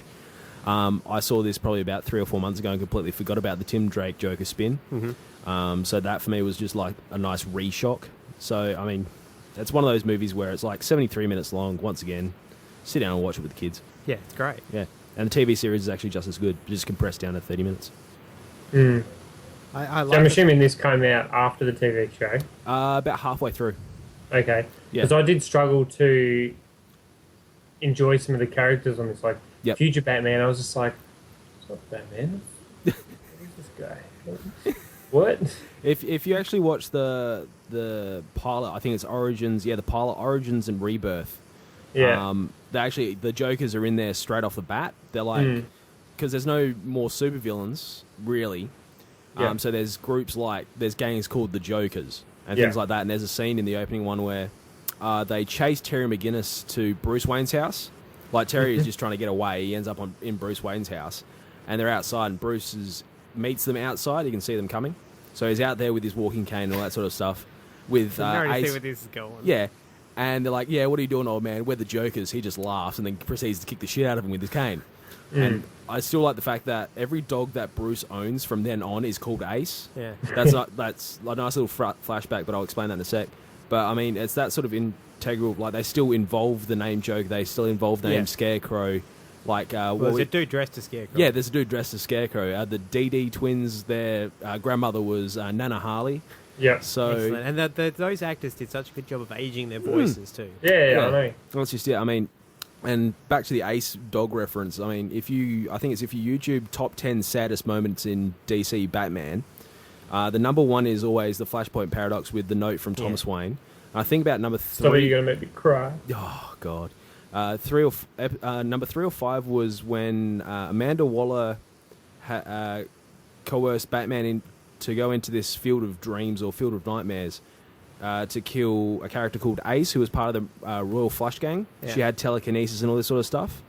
And what happens if Ace died, apparently, all these incarnations which took real-world form would implode and explode Gotham. Right. So Batman's gone in there, and Ace has looked at him, and she's only a little girl. She's like 10. So she's on this swing set and said, I know why you're here to kill me. And Batman's like, no, I'm not going to do that. And all she turned around and said was, will you sit on the swing with me? And the last scene before you see Batman coming out with her body is just those two sitting on the swing talking. And then the next scene directly after that is Batman carrying the body of Ace. Whoa. So all the dreams implode, but they don't cause destruction. They just implode. Amanda Waller thinks Batman's killed, and all he's doing is carrying out this body of a child. And ever since then, he's called his dogs Ace, like her. So it's like that's why it's one of the top 10 saddest moments. Yeah. So that reference is always being carried on throughout the Batman universe, in the animated universe, I should say. So that for me was like that nice little touch that's always there. I like that. I really did. I liked Bruce Wayne in this film. He really does. Kevin Conroy does an amazing job of capturing who and what Bruce Wayne is. Yeah. He really does. And even Mark Hamill in this was excellent. And I like the fact they gave a little misdirect with Jonathan Pryce being voiced by Mark Hamill, because I was sitting there throughout the whole thing being like, that has to be the Joker, because that's it's very misleading. Yeah. So that was cool. I liked that. They did misdirects and things well in this. This was solid. Yeah. And like, even if you watch the TV series, like, I don't know if you want to go out and find the TV series on DVD or Amazon or rent it or whatever it is, but it is actually it is one of those consistent with the movies sort of animation series. Yep. That, like, Jonathan Pryce, to my memory, he ends up being a big bad for one of the seasons. Well, Jonathan Pryce is in the Nolan trilogy. Yeah. He's the guy that's going to rat on Batman on the TV show. Yeah. So he's just a scumbag who works at Wayne Enterprises and everything, by the sounds of it. There were a couple of things that I did find weird and didn't like. And they became glaringly obvious. Like, the animation style shat me out a couple of times. Like, the actual backgrounds to the cell, the backdrops look great, but then you'll have characters in kind of the mid-ground, and they're just crudely drawn and look shit. Yeah. All the females look like crap except for Barbara. And then it was what made it so obvious to me was that they go back to the animated series, and it looks almost exactly like what that show looked like, And then when you snap back to this Batman Beyond, it's like, Jesus, did you just lower the production value, or what happened there? Yeah. That I didn't like that. I think that was a consistent throughout the animated series. I think it was mainly designed that way so you have more attention on the main characters. Maybe it's just I'm not a fan of it. Oh no, because you should it feels to me like a blending of styles. Yeah, choose one. Yeah, shit or get off the pot. I know that's my favorite. Yeah. That's what my T-shirt on my tombstone is going to read. Shit or get off the pot, but it's true. Here's a question: if you're Batman, which Batman? What do you mean if? If you're a Batman, if you are any Batman, do you carry your suit around in your backpack? Terry is good like that. It's one of the things he does. Like, I'm watching that and I'm like, okay, two things. Wear it underneath your clothes, like every other fucking superhero, or conversely, hide it somewhere. Hide it in the... Get a bag with a fake bottom in it. Don't put it on the top so when you throw it down, the fucking thing spills out. What happens in the future now? They got all this technology as well. You can probably just wear the thing and then turn invisible. I mean, turn invisible when it was on him. Yeah. So just that pissed me off. That really, really pissed me off. Oh yeah. Okay. So Tim Drake's been missing for 3 weeks. So Batman and Batgirl go canvassing. Yeah. So Batgirl goes to these two prostitutes on the street corner, and he's holding up a photo. Like, what? Have you seen Robin? What's he look like? Like this photo? Have you seen this 10-year-old boy? You seen a boy dressed in a mask looking like this? Oh, you mean Robin? Oh, you know who he is? Well, yeah, motherfucker. Like, I've lived in Gotham my whole life. These motherfuckers been running around for like 10 years. Yes, I know who he is. If you just came here, you're dressed in the suit. You don't need the photo. If you're like, hey, have you seen the other dude that hangs around me? What, Batman? No, the other one. Oh, the kid. No. You don't need a photo. Or is she showing like, have you seen Tim Drake? Who's Tim Drake? Nobody. He's not Robin. Don't think that. Hasn't Robin been missing? Shh, whores. Get back to your nastiness. Sucking. Get back to your sucking. How is the Joker so strong in this? Tim Drake's like a 70-year-old man, or 60-year-old man who hasn't Batman in a long time. Like Bruce Wayne Batmaned until he was like... I think it's literally pretty 6 old. months ago. Yeah. At that point, the only reason he threw down the cow and retired, I think it's actually about 3 or 4 years. It's probably about 10 years before this. Right. He ended up going to use a gun and using a gun in rescuing a young girl. Okay. So he went, wow, I'm using a gun. I'm too old for this shit. He Danny Glovered and went out. So he hung up the cow and got himself a dog and called it a days. Nice. Okay, so he's been doing that, but Tim Drake's been sitting around becoming a communications genius and getting fat and getting married. Yep. So at one point, Joker said that he's got all these memories of his training and things like that, his martial arts, but he still wouldn't be in shape. Yeah, that's the thing. Like, you can, like, okay, my point is this. Because I seen a Riddler. lot of pro wrestlers get fat. Yeah. They still know how to wrestle. Yeah. Yeah. They just can't because they're fat and old. Yeah. Like, you can still know how to jump off a high thing. Yeah. But when you're a fat bastard who'll explode when that happens, you know not to, and you're not going to. So Tim Drake is Burt Ward. Yeah, I think that's what that was. I think they combined all the Batmans, and they were just like, how should we draw him? Have you seen Burt Ward? Yeah. That. Just draw that. We don't have enough colour for that. We'll do close-ups on the fucker.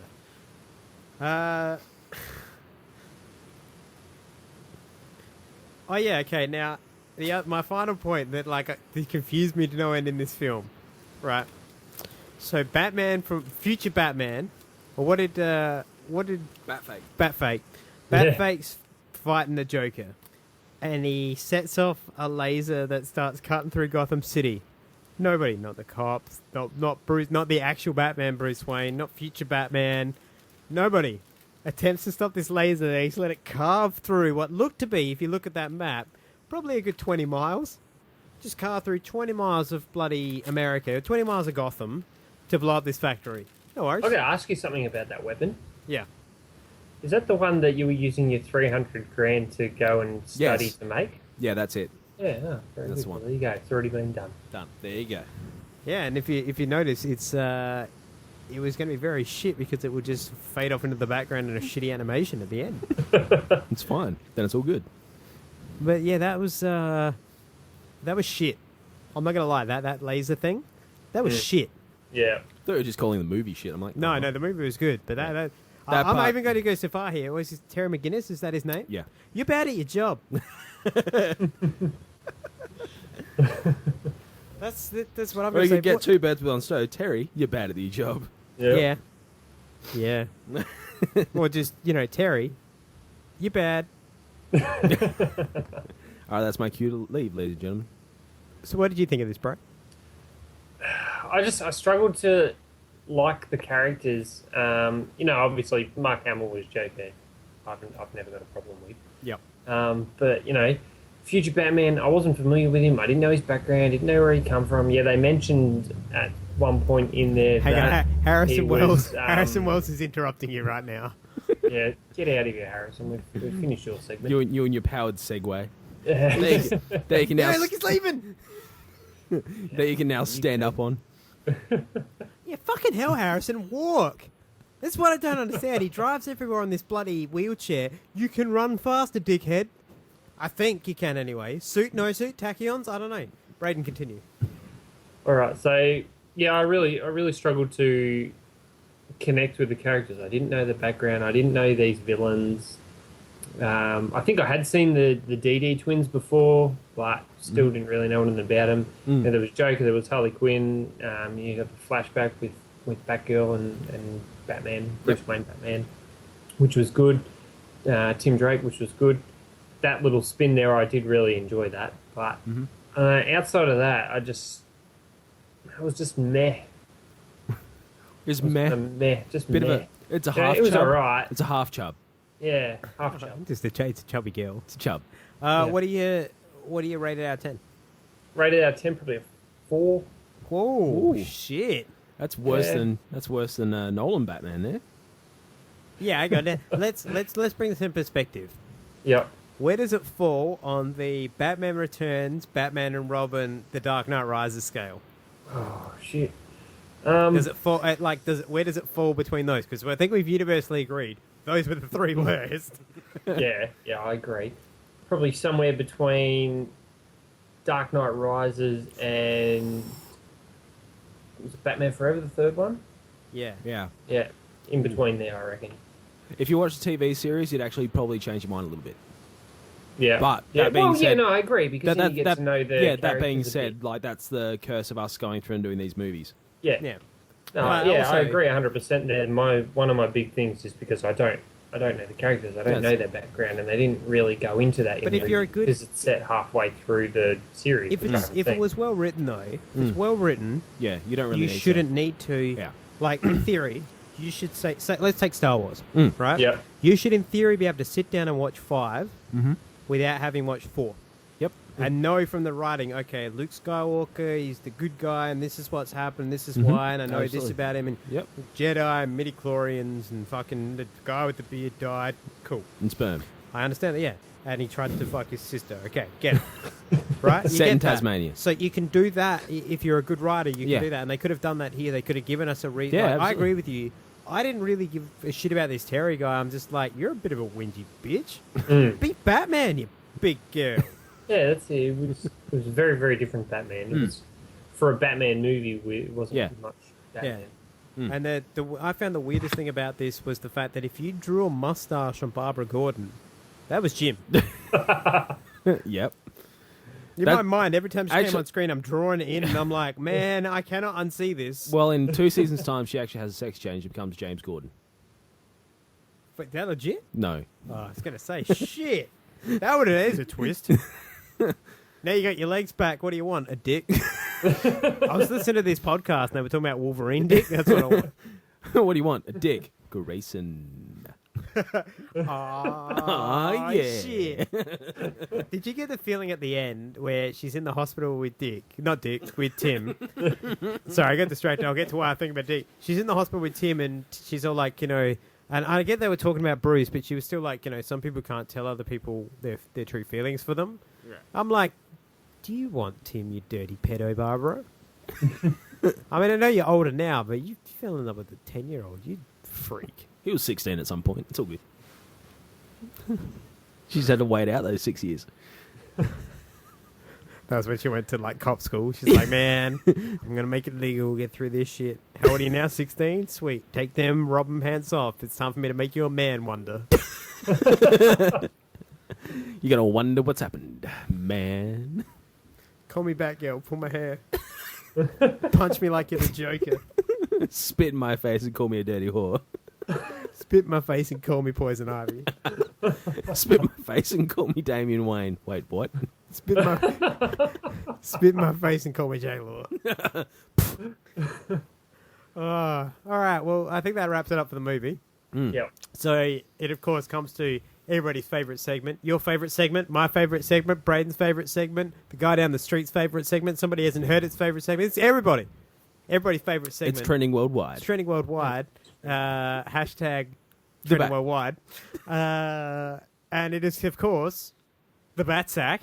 And we've got some good letters this week. So, look, you guys, everybody, I know everybody loves to hear my smooth, velvety $100 voice with its $50 words, but it's a 50-cent mouth with $100 words.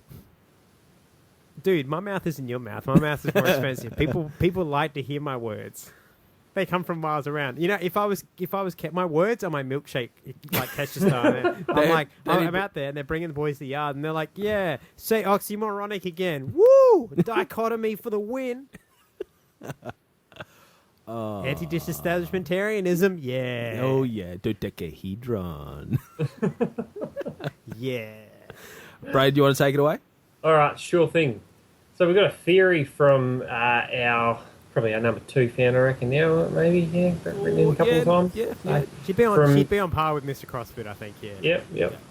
So Emily Richards has got a theory in regards to Gotham, and she has written, so while my kids were attacking Honey Badger, I had a thought. Barbara is pregnant. Why else would she be such a dirty scrag? Because she's a slutty whorebag. Fuck. Pregnancy screws with your shit. This would make sense because Russo is only a little bit older than Barbara Jr. or Batgirl. So ultimately, Jim is fucked because he's too noble. I like this theory. I think Damn, that is how she gets him back. Fuck. Yes. Yep. Pretty much. Fuck. She's hit the nail on the head. Cracked the He's code. too noble. Fuck. I can't see any other way. I was happy just with because she's a fucking bitch. That made sense. He's like, yeah, she is. She is. Like, you could look at other people and be like, what do you reckon of her? And they'd be like, she's a bit of a fucking bitch. You'd be like, yeah, she's. Yep. You're right. bag. I took a survey. Survey says bag. So yeah, you've worked it out, Emily. Well done that. You'll be receiving a nice new shiny nothing in the mail from us from here at the Batcave. No. Do you know what she gets? What? Virtual half-life. She gets to be my man for this week. Hey. That's 2 weeks in a row. No, Matt was your man last week. Oh, was he? Well, I apologize. Well, congratulations, my man, this week. The pants have switched in that relationship. Switched genders here. I'm giving her the pants. No, I'm giving her the future bat suit. She can keep it in her backpack and just fucking throw it around. Fantastic.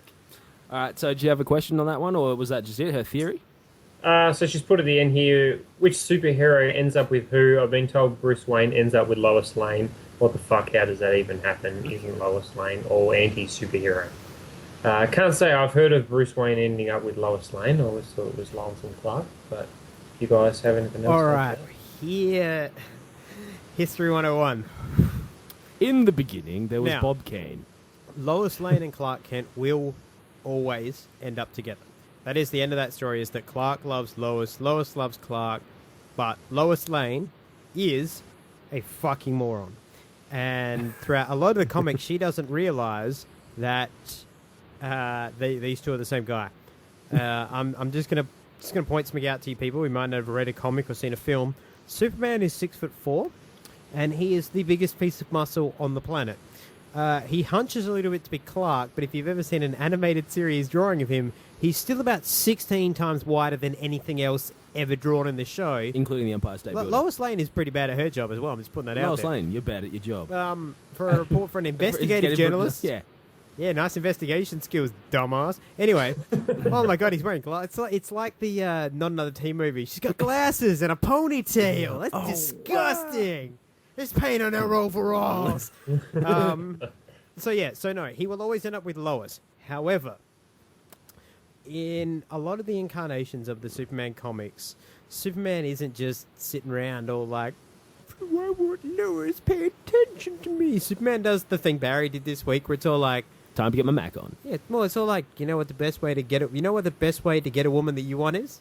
Make her jealous as fuck that you with somebody else. Mm-hmm. She'll throw the panties at you, man. You could be in another state. You could be where Braden is. If Braden made another girl jealous, right now panties would just come in like a boomerang and smack him in the face. He'd be like, "What the fuck? Where'd these panties come from?" And then he'd check the name bag and be like, "Oh, I remember I made her horny once. That's where the panties came from." Yeah. It's the same thing from Argentina. Yeah, and it's just, that's what Superman ultimately realizes. Now, because he is Superman, there's only so many people that Superman can super pump his super load into. Yeah. And so he chooses the logical choice. He can't pump it into Supergirl. That's his cousin, and even on Krypton. It's a little weird. They frown on that. So he chooses Wonder Woman because Wonder Woman can take the pounding.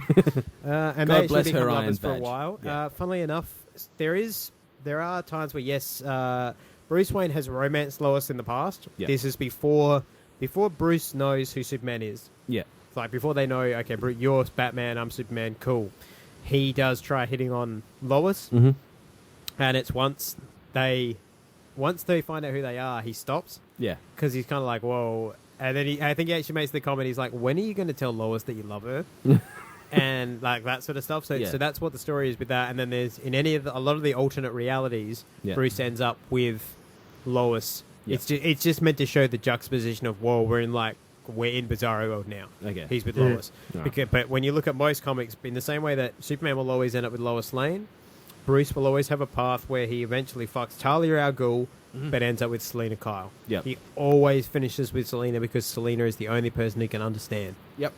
She's the only one, and even you can see that on Gotham. Yeah. Selena is the one that he is just gonna not have the problem with. Yeah. Ultimately. So yeah, that's basically their story in the same way that Oliver Queen will always end up with Laurel Lance. Hashtag Nolicity. And Ray Palmer will always end up with Felicity.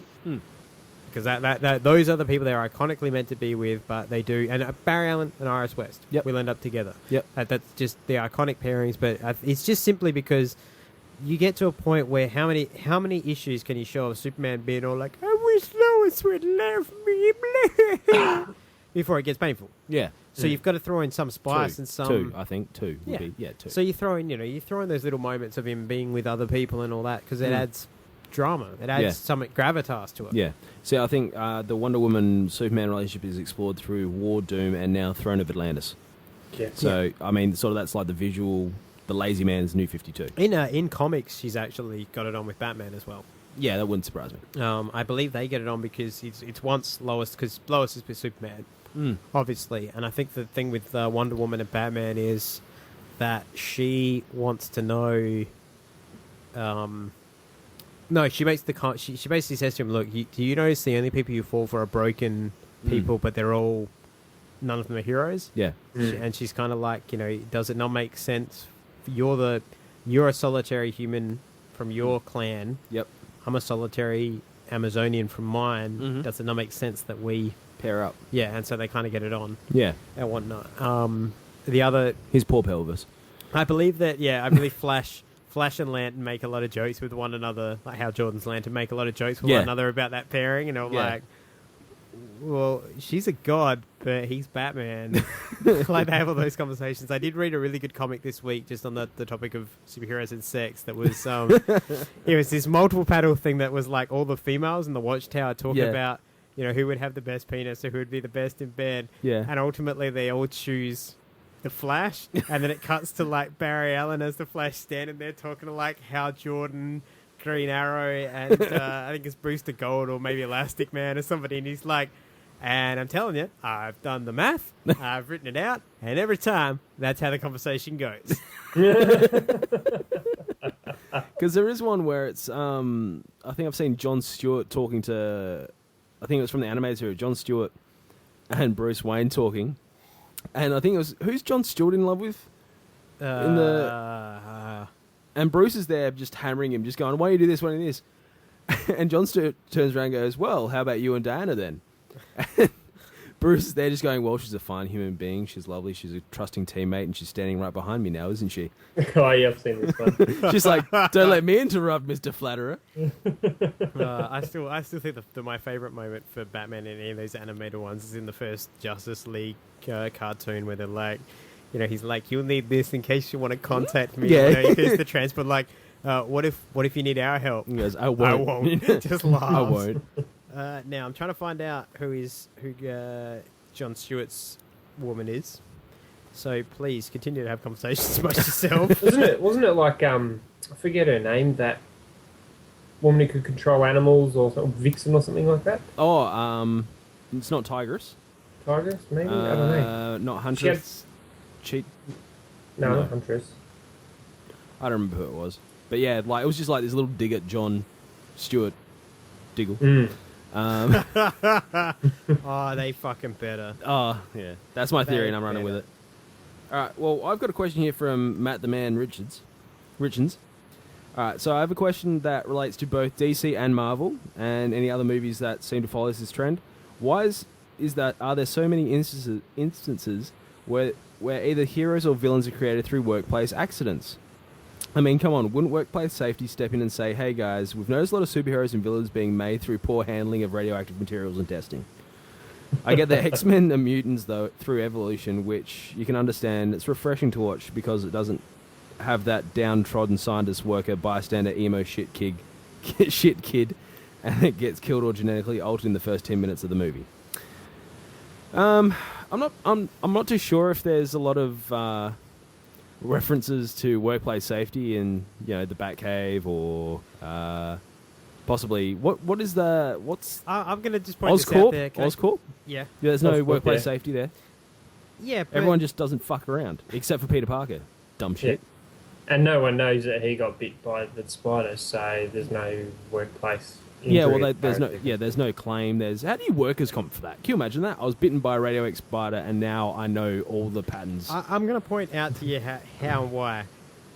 As much as these comic books get drawn now and all that, it's always 1960. That's true. And in 1960, like, look at Batman. That was police in 1960. They're like, well, should we solve this crime, Commissioner O'Hara? Oh, big Gora, I don't know how to solve a crime. We're fucked.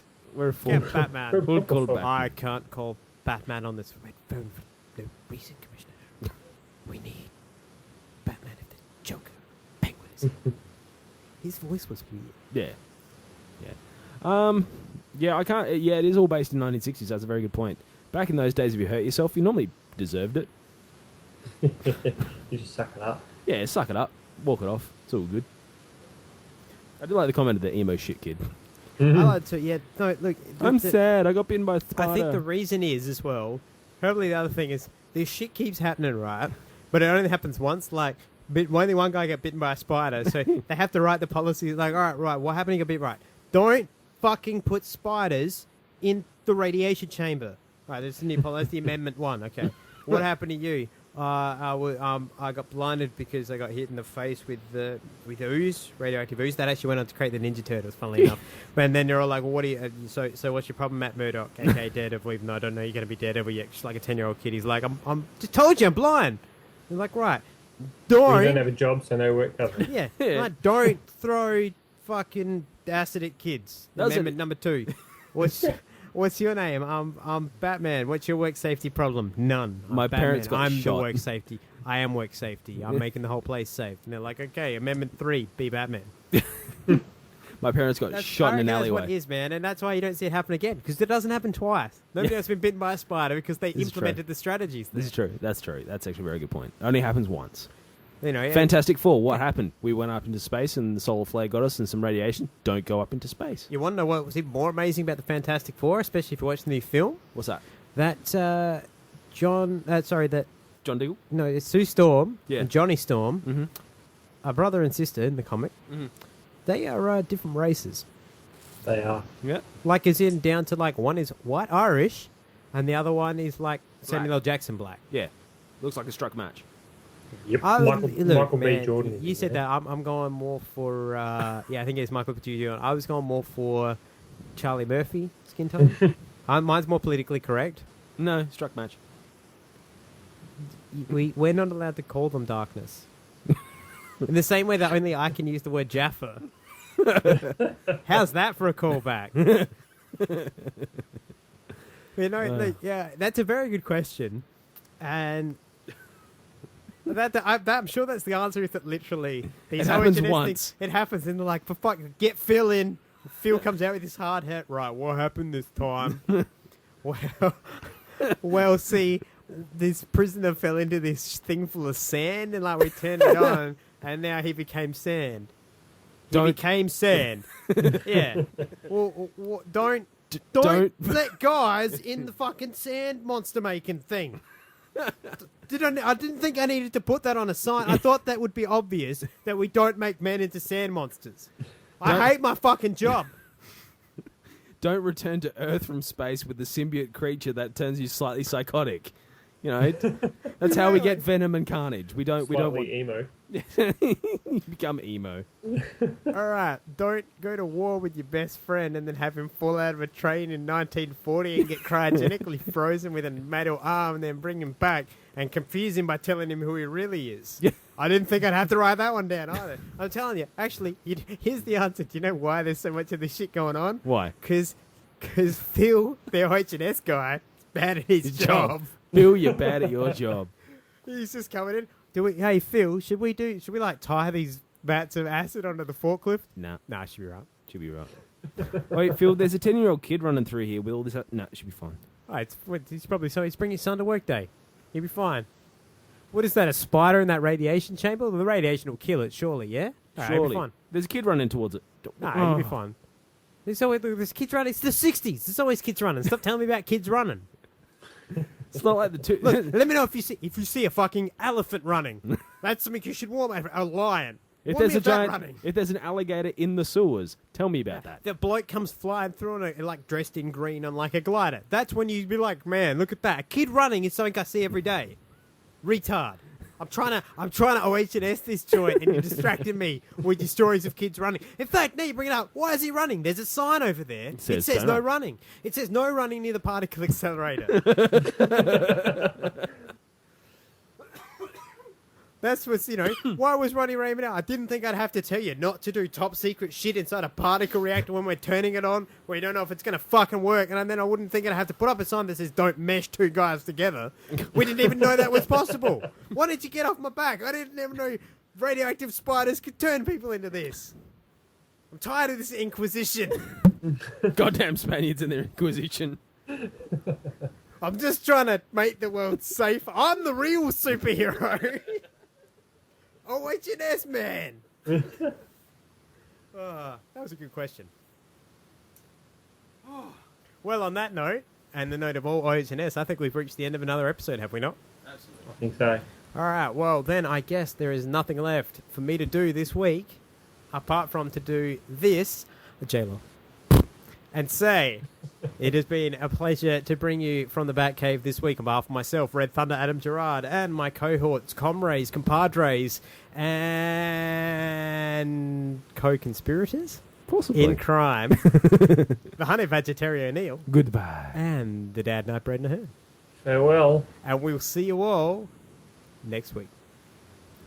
J-Lo.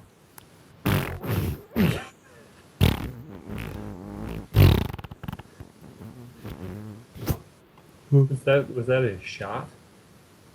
I think that was the Burt Ward. Goodbye, everybody.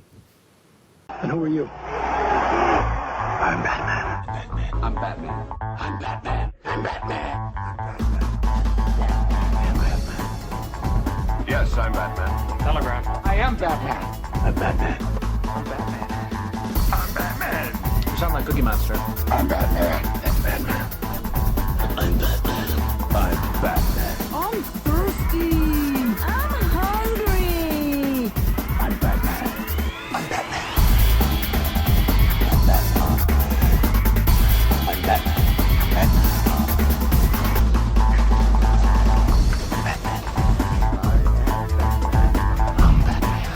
Darling, I don't have to answer you. I'm Batman.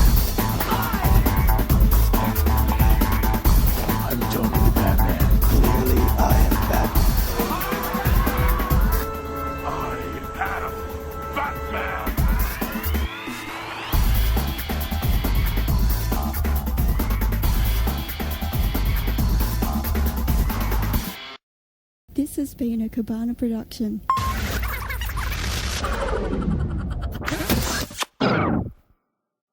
That's not how I talk. I talk like this. Would you shut up? No, because I'm very sad and I need You have ruined my name throughout this universe, you piece of shit. I'm going to break you in half. You are tiny. Like a mosquito on my testicle, I slap you. I feel no pain. What is wrong?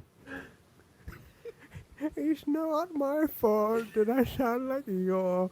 I spent many years... Go back to Christopher Nolan. I spent many years in a pit with a rabbit, a piglet, and a bear. Your problems are not mine. Get out of my shoes. Where is your venom? You stupid little man. I'm going to break you in half. Why doesn't your voice change the way your mask affects your voice? Because I don't wear a mask around my mouth, you stupid idiot. And when I break the back, I break his back. You wear a luchador mask that covers your entire face, you lying son of a bitch. At least when I break the Batman, I break him properly, not a ribcage. I break the spine. Breaking his ribs made him watch Gotham burn. That was when he had my permission to die, not before. You don't give the permission to die to the Bat. He just dies. You bury him where his parents are. Bane, do you not understand symbolism? It's the same way I left one of us in the wreckage. Yes, Tim Burton. Your version of Bane is defective. You need a Spanish. Not by Tim Burton, you dirty bastard. I was not the Joker or Penguin. El Padre Commander. I am Bane, and I'm here to bring chaos and anarchy to Gotham. Really? And when it is in ashes, you have my permission to wear your stupid outfit with your hairy arms and your tubes. Until then, take your luchador mask and go away. The problem is, you are not Bane. Get out. I am Bane. No, you're not. You're not Bane. You're not Bane. I know you're not Bane. You inflect upwards. That's how I know you're not Bane. Bane only inflects downwards. My entire life is terrible. Because for Christ's sake. How long did it take you to work out Batman was Bruce Wayne? I live in a forest. I woke up in Gotham and I knew straight away. You? Oh, look at me. I'm broke. I don't care. No one cares about this. No one cares. Shut up. I'm sad. I live in a forest, and they have to pin my tail on because it falls off a lot. And then I got thrown in a pit, and people fucked up my face and my voice. And now I can only speak with I need to speak to Bob Kane. Now I can only speak with a downward inflection. Your inflections are my problem. You run around pressing buttons on yourself like a fool. I don't need my vein. Pumping yourself full of some green chemical in the hope that it will make you bigger. And here's the thing you need to understand. Ben, Talia is bringing you a toy. Go play with it. Go fetch. It will not make you bigger. Go on, go fetch. It will not make you bigger. It will merely make you stupider. My mask has the ability to stop pain. Yours does not. And here's something else to consider. I breed Batman, and I'm only 5'10". You're 8'9", and you can't do jack shit. So why don't you go When did you turn into Sean Connery? I demand, where is Ben gone? Why don't you go shave your back? My mask has fallen off, and this is how I sounded before the accident. Now go away. I feel like you should write this into a script. Go away. No. I have no more time for your Spanish philosophy. Would you like to know something funny? You want to know something really funny? Your face. No, I banged Talia on the dining room table about 10 minutes ago. Enjoy the friend zone, you piece of shit. That's okay. With your steroid, your penis and testicles will be exceptionally small. Still went in further than you ever went, boy. Pendejo. That's okay. I fucked Batman. Ooh. That's completely your choice. Go for it. I'm not here to judge. Also, did you notice in the film we watched this week that it was very odd that a 70-year-old Batman would hang out with another 17 and 18-year-old boy? It's exactly the reason you're not allowed in the primary schools anymore. No, that is a very different misunderstanding. I was there to check the gas in the there was a gas leak in the girls' toilets, and it was my job as the maintenance man to inspect it. I put a sign out the front that said out of order. I did not know that girl would be changing in there. You were checking the wrong plumbing, you dirty, dirty pendejo. I cannot help it if I walk into a room and girls look at my muscles and my mask and say, I want to ride the Bane stick.